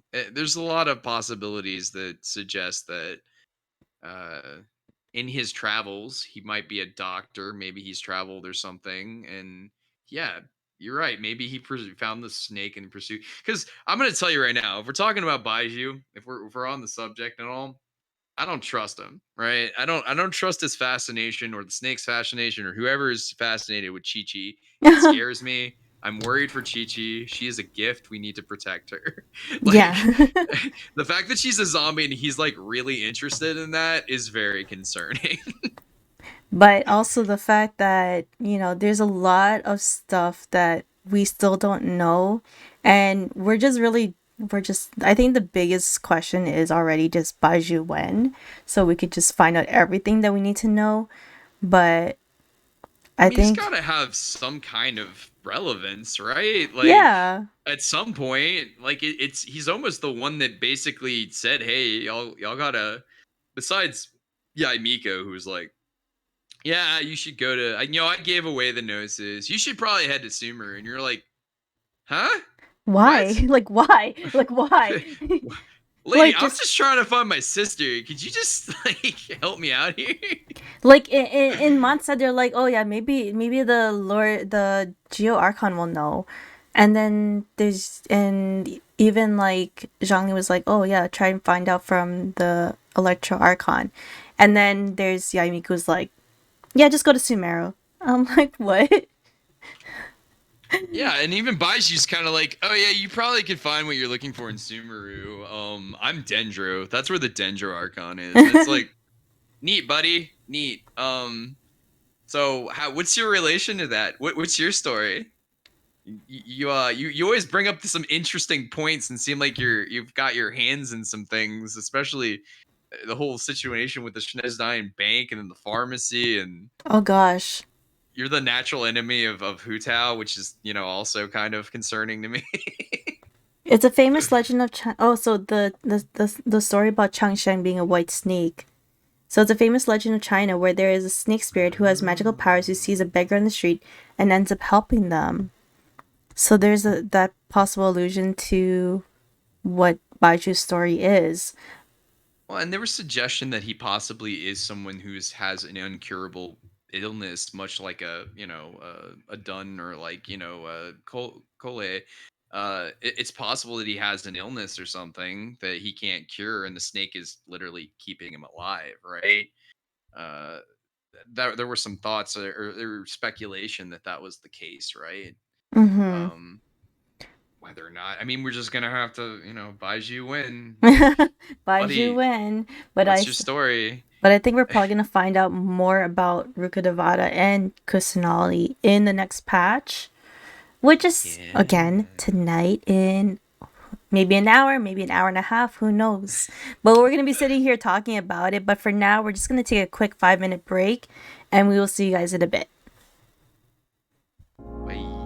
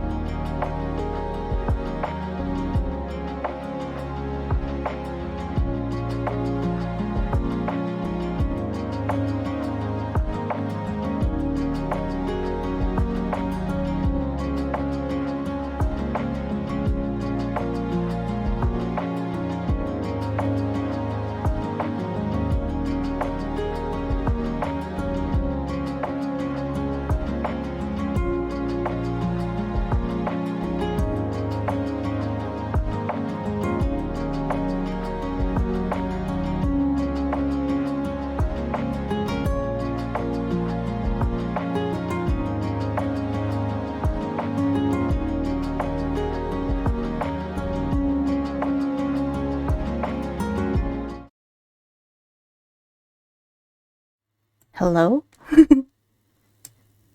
Hi. Hi.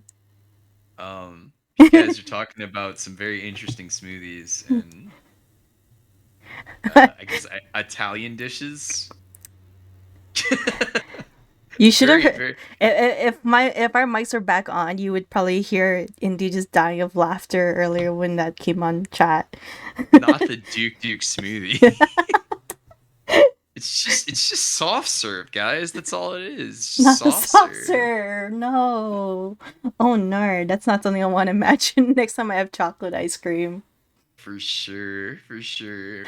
There's this joke that came from this is doxing myself probably. No, no, it's okay. There's this movie called Austin Powers. I don't know if you're familiar with it, you guys. Where there was a joke in it that I always think about it. It's like do you want to go get some ice cream? It's this back and forth between Seth Green and Mike Myers, and it's like he's like, you want some chocolate? He's like, you want some chocolate ice cream? He's like, yeah, I'd love some chocolate ass cream, you ass. And like he can't hear him properly because he's all the way across the room. But anyway, I don't know. It always makes me think about the poop emoji because it looks like chocolate ass cream essentially.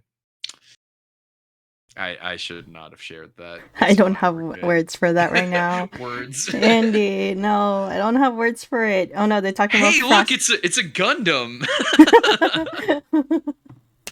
Dang Look a Gundam. it. Sometimes I Next want. time you, No, so, not actually, Wendy's. not the Wendy's. No. Okay, low key, I kind of did wonder when I was watching the Gundam series when I was little. Was like, how did they go to the bathroom in these things? Now we gotta go ask Scaramouche how he does it. Gekko asked Duo Maxwell. He'll give us. He'll spill the. Oh, that's not a good way of saying that. Oh He'll tell no! us.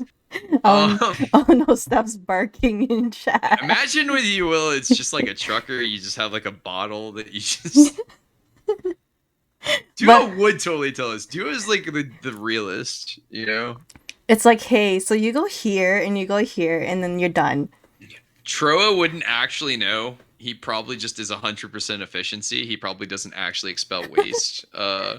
Catcher would be too embarrassed to tell us because he's a sweetie pie. Hero would basically edge lord through it and be like, "Wouldn't you like to know?" And Duo would just spill the beans right away. He would just tell us. I don't think this one Uh, does. I don't think this one though has any of that implemented. So we gotta ask Scar what he's got going on there.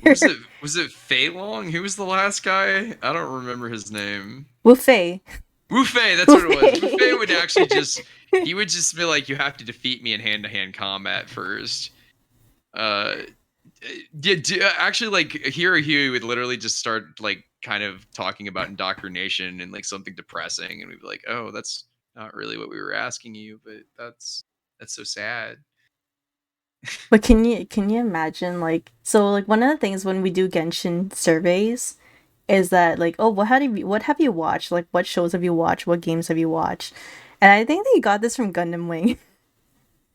I bet Steph's got the right idea though. There's got to be a tube, right? Like the internet, a like tube a tube but it's a like series of tubes, but essentially, just like the network that we have with the but in Skirmish is like a synthetic being.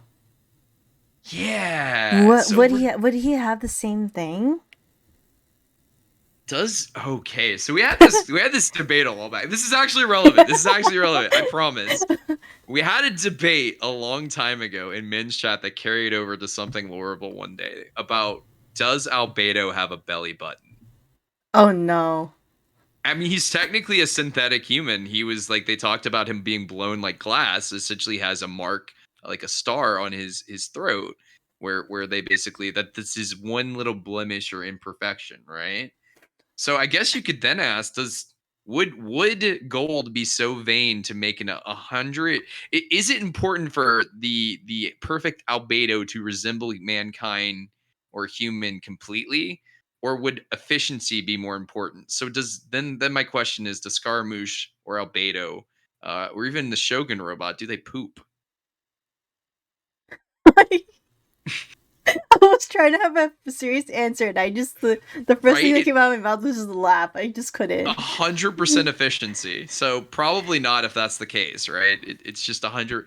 I guess they wouldn't need to eat either, but Albedo probably wants to make people feel comfortable. I mean, he's cooked for us, but I've never But seen him like, eat. but Albedo's thing is apparently eating spiders. Oh, that's true. He does So eat so spiders. I don't think that he actually has a sense of What's human. actually food? No, well, not exactly what's actually food, but like what exactly are the basic human like necessities, I guess, or sorry, functions, because it's like he studies Traveler the way he would study any other person, and I don't think like for someone who's synthetic like Scaramouche has the capacity to really be used for that reason, because if you look at how the reason why he was made was actually supposed to be a puppet for Raiden A, and that's how we got Raiden Shogun in the first place, because uh, Scaramouche got discarded and wasn't properly deactivated, and now we have Raiden Shogun. So, Is it to interestingly like enough, is it like to make sure that he's like she's like awake 24/7 because she's quote unquote a god? I mean, you have to be able to watch over your people, right? If you got to take a nap, you can't do that. She seemed very out of touch after she shut herself away. That whole like one of my favorite parts about her quest was being amongst the people and sort of like trying things and realizing that stuff has changed and that a Mm-hmm. lot of the stuff that had changed was good, right? Like so like I think like that was such a big part of her character development. Mm-hmm. What I think is interesting a lot about the imagery of this giant robot, right? It's so Um, distracting. I'm sorry. it really is, but like I love by the way all the comments about Scaramouche most definitely has a butthole. Thank you guys for weighing in on that. Shit, what was I saying? The I was robot, just the robot. the robot.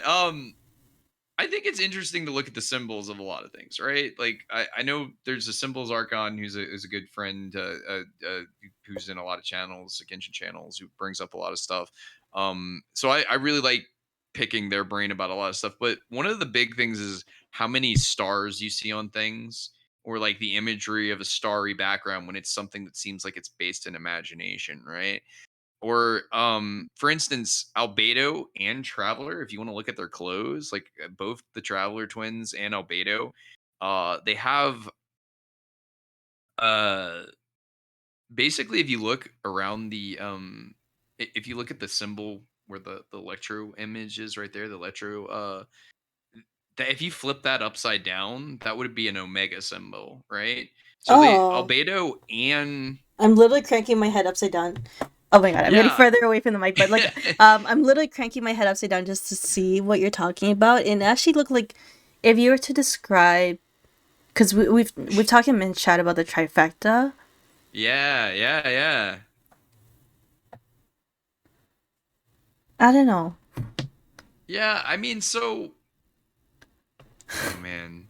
I guess we were supposed to be talking about Scaramouche. Oh, right. Okay, so I remembered now. I remembered. Okay, so when you had said about him being deactivated, we talk about the ability and gosh, I you guys, if you haven't played Tignari's Quest, it's actually really good. And I think it gives a lot of insight to maybe some of the things that may be going on, or at least the nature of what we're trying to learn in Sumeru as far as like a thematic. Because like I said, we have all these synthetic life forms, right? We're Mm-hmm. talking about all these synthetic life forms, and Albedo is getting a rerun, right? Um, Scaramouche, right? So he was supposed to be deactivated. In fact, Yai insisted that A destroy him, and he was like, "No, I'm a mom, and even though I'm a deadbeat mom, I'm just gonna go let him live his life, right? He'll be somebody else's problem." And it's like, he's a lot of problems for a lot of people. Do you think the ability to express yourself, right? Because we see a kind of a duality. If you look at Albedo and paralleled with Scaramouche, Albedo likes the arts. He expresses himself in very healthy ways. Whereas Scaramouche, because he feels like he's a bit delusional, he doesn't have a healthy way to express himself. He sort of developed a god complex because he realizes that he has a purpose, right? So in a lot of ways, that if your fate was denied to you and that was the only thing that you were living for, that's all he's trying to achieve here, right? He's going through great lengths to basically become a god because that's what he was birthed to be. Whereas Albedo, even though he was technically, I guess, birthed to be like, I don't know, Jesus or something. What is Albedo's story? What is going on with Albedo? In a lot of ways, it's still confusing, but I Uh, do know this, that basically Albedo has a healthy outlet and through art to express himself. Whereas, in a lot of ways, if you take that away, right, self-expression, you're gonna get if you have individuality, but you don't really have a way to express it. A lot of times, you do lash out against society in a lot of ways, and that's kind of what Scaramouche is doing, right? He's making it somebody else's problem. Um, yeah, I didn't want that MILF life. oh no. No. Albedo is made of chocolate. Wait, what? What is this? Steph. What is this? Uh, What did Steph say? Because I think she got automated on my end, so I totally did not see it. oh, okay. So yeah, I didn't want that MILF life. Oh MILF is god. technically a word that does get automated, even though it's part of the common day Oh vernacular. god. But Albedo's made of chalk and wants to recreate the same alchemy that made him. That's true. Yeah, I could see that being his. Are Skara and Beto gonna be besties? What? Ooh, I Oh, don't know. It's possible. I I don't mean, know. they got Like a lot in I don't know how common. I don't know how we can even get this guy on our side. Like how do you end his story? Well, so we know that we're going back to Mondstadt with the festival coming up, but I don't think that's why Albedo's rerunning. I'm kind of hoping he pops up in the story. I really like Albedo because it's really like Genshin saying, "Hey, we're about to drop a whole bunch of fucking lore on you, so get ready for that Albedo banner coming." And it's like, Oh, oh, okay, I'm excited.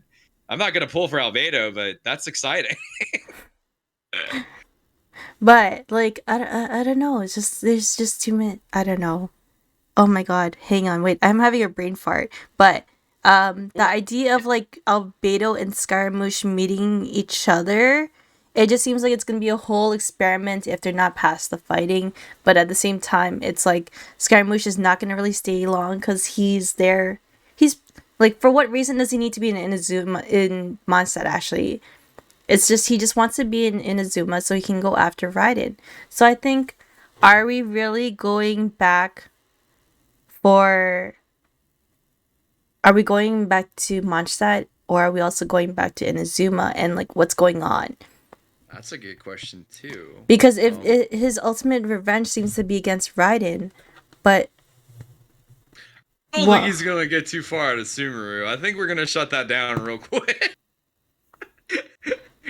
But you never know. You never know. I mean, it's interesting to see, and my whole the way I was writing this fan fiction, right, was because I always try to write the story in my head because that's where I come up with the weird ideas that people seem to love about me. But Fanfic um, writing stream, guys?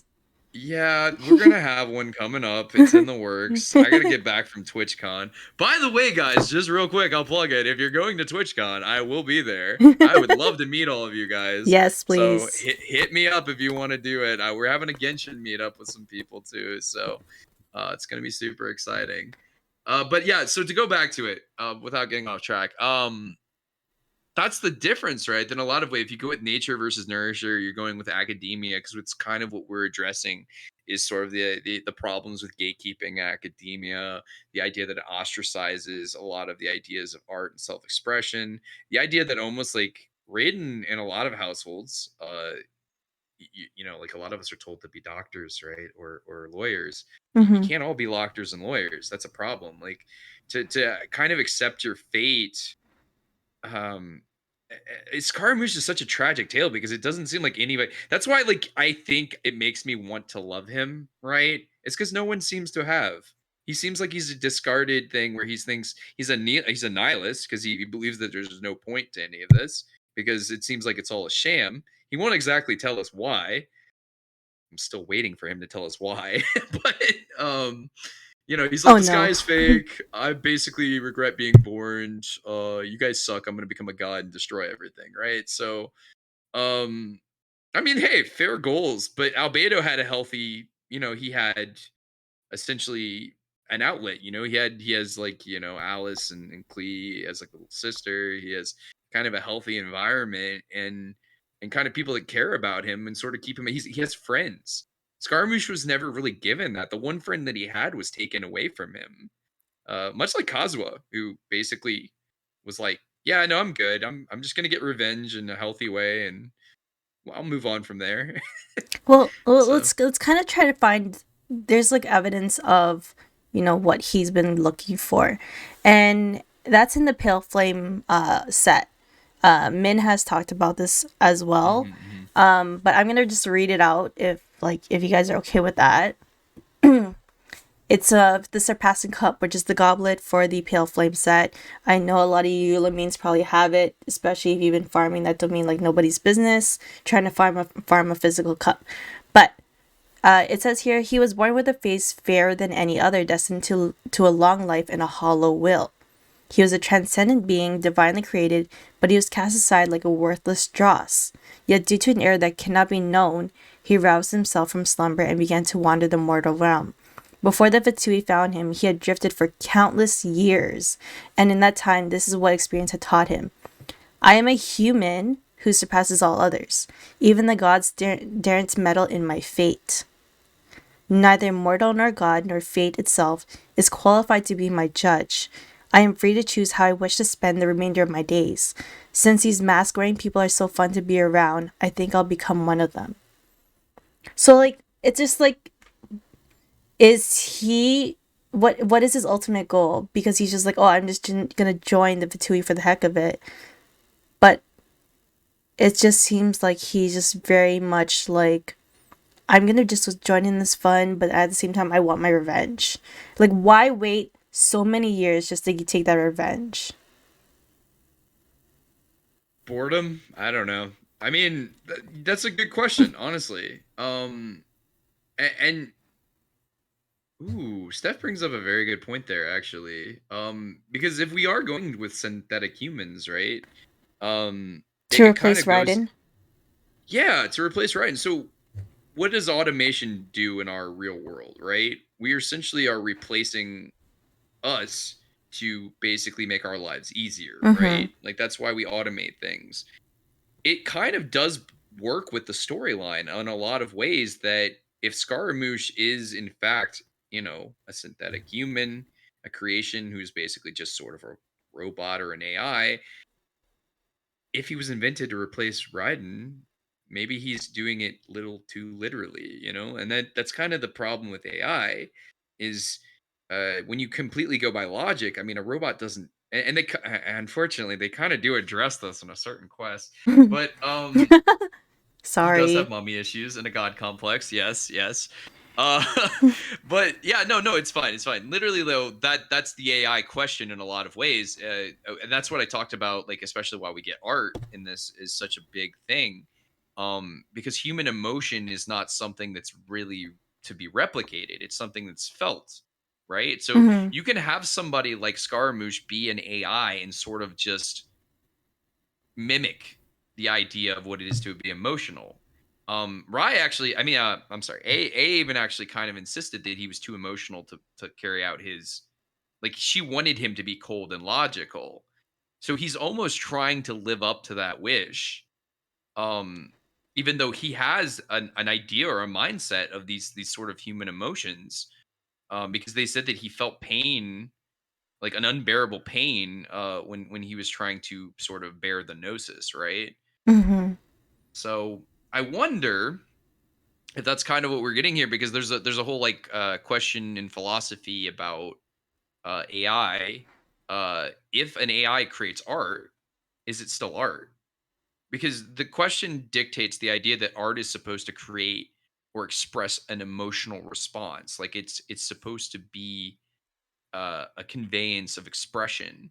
Can something that is not something that's man-made and not naturally human express itself. Well, Um, there is the yeah, saying that like art mimics life, but yeah, but exactly. rarely is, of course, never should life imitate art. But like like art imitates life. Well, if life imitates art, then you have fish. Damn I'm just kidding. it! Go ahead. Go Not ahead. that, Go. I'm sorry. not I'm sorry. not I'm sorry. I no. love Fischl. No, no, no. That was that not that. meant to be a jab. It sounded like one, but I love Fischl. I relate all too much to her. So But having the capacity of imitating, so like by being a piece of art that imitates life, where do you draw the line of it becoming art, life imitating art? that's a good question too. I mean, it's kind of like, well, okay, but I mean that's the ultimate thing, right? If you program a robot, if you go with cold logic, right, and you program something, and literally the robot is to take what you say literally, not rather than to be able to relate actually by feeling something or learning something over time through like empirical wisdom. Um, can a robot discern that if it's supposed to serve humans and protect humans?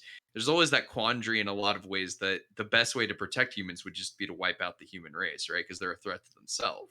There's that whole like Terminator disconnection where it literally causes everything to freak out because it's a paradox, right? Like there's no way to really emotions are so complex and there's so many gray areas that logic can't dictate what is the correct decision. It can only guide you, right? Like unfortunately you can't really remove the human element of free will or choice.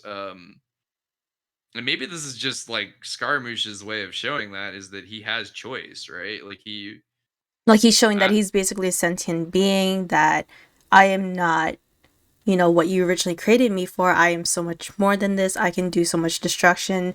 Watch me, see what I can do. and tragically he's still trying to fulfill out his programming or his fate, right? Because So if you can see from what Raiden's voice lines about anyone that's not close to her or not quote unquote relevant, she's just like, who? Like, yeah, Ito, yeah. he just wants to impress mom. That's all he really wants to do. Like, guys, we just gotta love him, and he'll get right. I promise. We just have to hug him. He needs a hug. Just if you see a Scaramouche, just hug him. Hug that scary moose. So Lynn's asking, are we looking at this version of Scar only in the eyes of Genshin, or are Honkai connections being considered? I only ask because one of my mods sent me a pic from Honkai that looks freakishly similar. I know who you're talking about. There is a Ooh, I don't know character. that. There is a character in Honkai that looks like Scaramouche, but I have so uh, many questions. the sword looks like the Ishin sword that you get from Kazuha's story quest, which is kind of Ooh. confusing.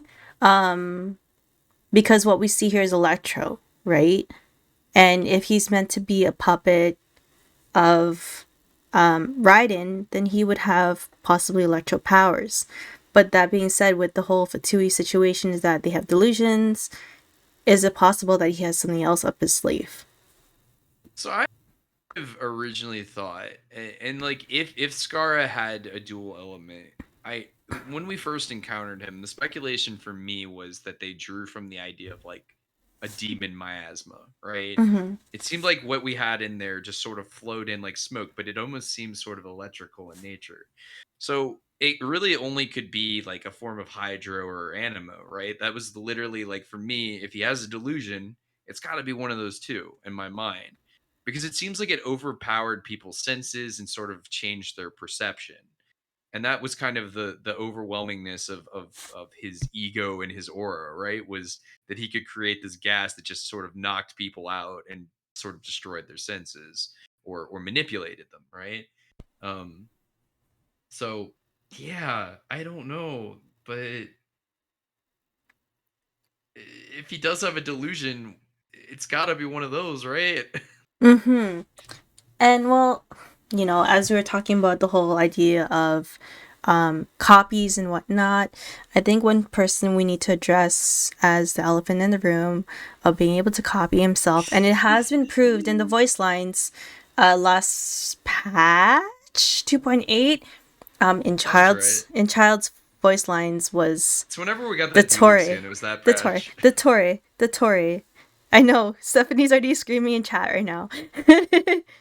So Yes. we talked about Dr. Al having a being a mass of red flags. Dotori is literally just whew. I just okay, quick question, chat. Because this has been bothering me. You see that vial he has in his hand? Quick question for you guys. That vial, it looks very familiar, right? If you think about it, have you thought about this? Have you seen the item Dream Solvent? Does it not look like a Dream Solvent? Do you not Ooh. think that that's to me that has to be Dream Solvent? There's no way that's not Dream Solvent, right? Like I don't know why it hit me the other day, No, no, but no, no, like no. It's not. It's not. It's literally long. It's longer than the Dream Solvent. yeah, I know it's a longer vial. He gets his XL. I know it's a stronger formula, I guess, so it keeps him going. It's got electrolytes or something. It's like blue Powerade. But maybe he cracked open the Dream Solvent and like, if you look at how the drops are in Genshin, like not like everything is there for a purpose and not just like as a in-game mechanic. It's something that actually exists in the game. So the idea that it could be a dream solvent, because the way we see dream solvents in the game is one thing, and then the way they see it in another thing is possible. Real quick, thank you, Merlin, for getting that reference. I appreciate you. Wait, what? It was an idiocracy reference that No. he yeah it's got electrolytes. It's what the plants Oh crave. no. Anyway, sorry. I was kind of hinting at that for sure. But no, yeah, what you said. So it is an item in the game already, right? And so what is if you look at what it does, isn't it sort of delusional what it does in the first place? It takes an item that we already got, a physical item, right? From essentially an instance that we either imagined and experienced because we do it literally every week and we kind of go over it in our mind and it makes us stronger. So we're kind of accessing a domain through sort of an instance or a dream in my mind. If you take it for what it is and just not like, oh, that happened before. But it did. It happened before, and yet we do it every week in the game, which Mm-hmm. I think is a very interesting thought if you try to relate it to what they could be doing with the story. So Dream Solvent in the game, right? We know it actually changes one of the pieces of some of these weekly bosses into another piece. So if you have the ability to manipulate reality and say that something is something else other than what it is, um, not only is that delusional, but Oh it no. would probably take a great degree of imagination or conceptualization. So for him to concentrate that and for it to look very similar to that, even though it's longer, right? Ours is a little bit of a chubbier looking one, but Mm-hmm. that just sounds bad. But the idea is it looks very similar, and that kind of bothered me and haunted me the other day. I think I was in chat, and she was doing something, and it just like hit me at once because I think one of the experimenters in Sumeru has like a vat of it. See, Um, I wouldn't be surprised that we are kind of like doing the same thing as what the Tory is doing, because like a lot, like I was saying earlier, a lot of the mechanics are there for a reason, but also for the fact that if you look at the archipelago, I'm going way the previous patch back, oh, good, but yeah, yeah. I mean that's Kusana, important to talk about a little yeah, bit. because Kusanali only came over and started interrupting into whatever we're doing because she sensed the power that was similar to hers. And from what we see in the trailer coming up for this patch that's happening tonight, is that she's taught that he's like saying, "Oh, my plan has finally is finally a success." Yeah. They're Um. it's like they're they're harnessing the power of the gods. They're doing Yeah. So something with it. even Dotori, and the famous quote for him is he talks about the guy, the god's gaze, right? And you look at what a vision is in the Japanese version of the game. It's literally translates to God's eye. Mm-hmm. So it almost is a commentary in itself to have an imagination is to have a vision or a great degree of it. That's why I think it's like one of those things where we talk about dreaming and imaginations. When they tell people not to do it, is it just really preventing other people from achieving the aims of getting a vision? I mean, Well, you could. I mean, I don't know. That's a well, stretch because too. so like a lot of the NPCs that we see in the game, there's the ones who are genuine about what they want to do. Like you see the pure-minded, like Noelle, like Yunjin, who is just like they just have like little dreams of wanting to aspire to things. But when you see a lot of the other NPCs are like, yeah, I want to be like powerful. That's why I want a vision. Like if Yeah, I I like was gonna if say like innocent people like Sucrose, right? oh no, we're not gonna go into Yeah, we're Sucrose. not gonna go into We're not gonna go. Sucrose. I know your rabbit hole. I know your rabbit Oh hole yeah, there. I know. But There's so many characters that are there suspicious. there are characters that are very much like you know, they wouldn't bully me or they wouldn't do this if I had a vision and I'm going to show them who's boss. And at that point, like if we look back at what happened with Rana in the R&R quest, is that she said, "Oh, the gods recognize my dreams." And Hmm. It Kusanali is just all could. about the dreams and like seeing how beautiful they are, and it's all about aspirations rather than the whole like greed for power.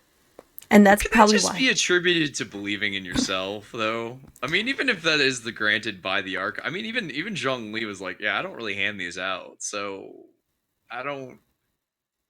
Your guess is good as mine. I mean, well, he doesn't say like we well, yeah, asked John Lee about it, right? And he's like, "Yeah, no, I don't hand those out. It's just a thing." yeah, like he doesn't hand them out, but there's also gods on Celestia. True. Yeah, for So sure.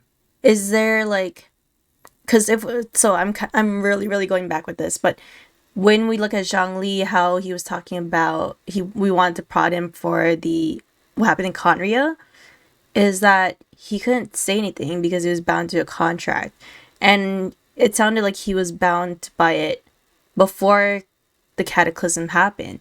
And this must have been like his actual boss, like the real higher ups that we had to really look at. And it's like something happened there. These are the big boys, the big guys that are really that are really dictating everything. These are the ones who are handing out the visions. As much as the archons like recognize them, Eh, there's like the oh my gods. gosh, we're being rated. Oh, Winnie! Hey, Hello, Whitney. Winnie. Hello, welcome in, Welcome in. Raiders. Hello, Raiders. Welcome in. How are You're you just in doing time. We're today? talking about Dotori. We're just talking about this horror. Hello, guys. How are you doing today? Welcome in to Nothing chat. sus here. I know the only sus person is the sky. The only thing is sus here is the sky. The sky is fake, guys. Welcome in, Raiders. Hope you're having a wonderful day. I hope you guys had a wonderful stream. If you guys need to take a break and grab something to eat while we sit down for our podcast for the rest of the stream until 3.1, we're here to be your voice in your ear and talk about others about to know about lore. And I really appreciate you guys. Winnie, how was stream? What did you guys do today? We're literally just the hype train for the I patch. know, right? Like, Like, to yeah. recap the last patch, And here's for the the story thus far. for those of you guys who are not familiar with me, my name is Zaria, and this is Indy, a.k.a. MythicMageHat, who is part of my Twitch team.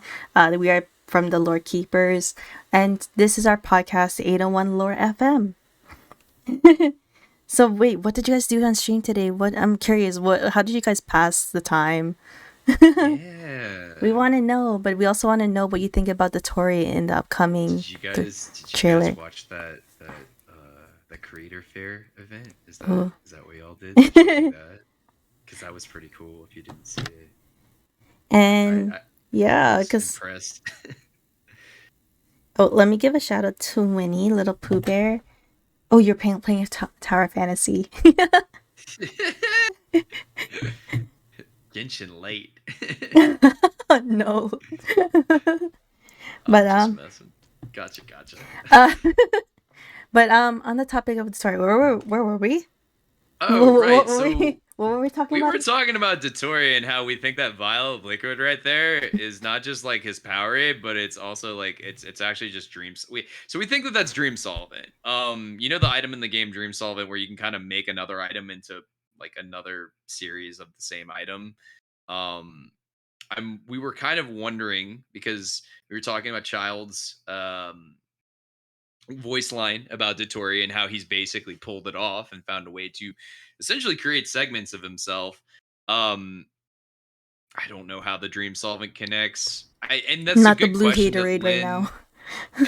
and Stephanie brought up earlier, and everybody was talking about like I'm sorry if I missed names there, but I was reading what you guys were talking about. It is very interesting to sort of go with the idea of wow, why did he bring that to her funeral? It's very Mhm. interesting that they conduct it like almost a business meeting rather than oh hey, she's actually kind of dead, right? Like I still think it's a table, not a coffin. right, It's like still I'm stuck in my sorry. head. I swear to God, guys, I'm not trying to be a Signora Shrimp or a truther here or whatever.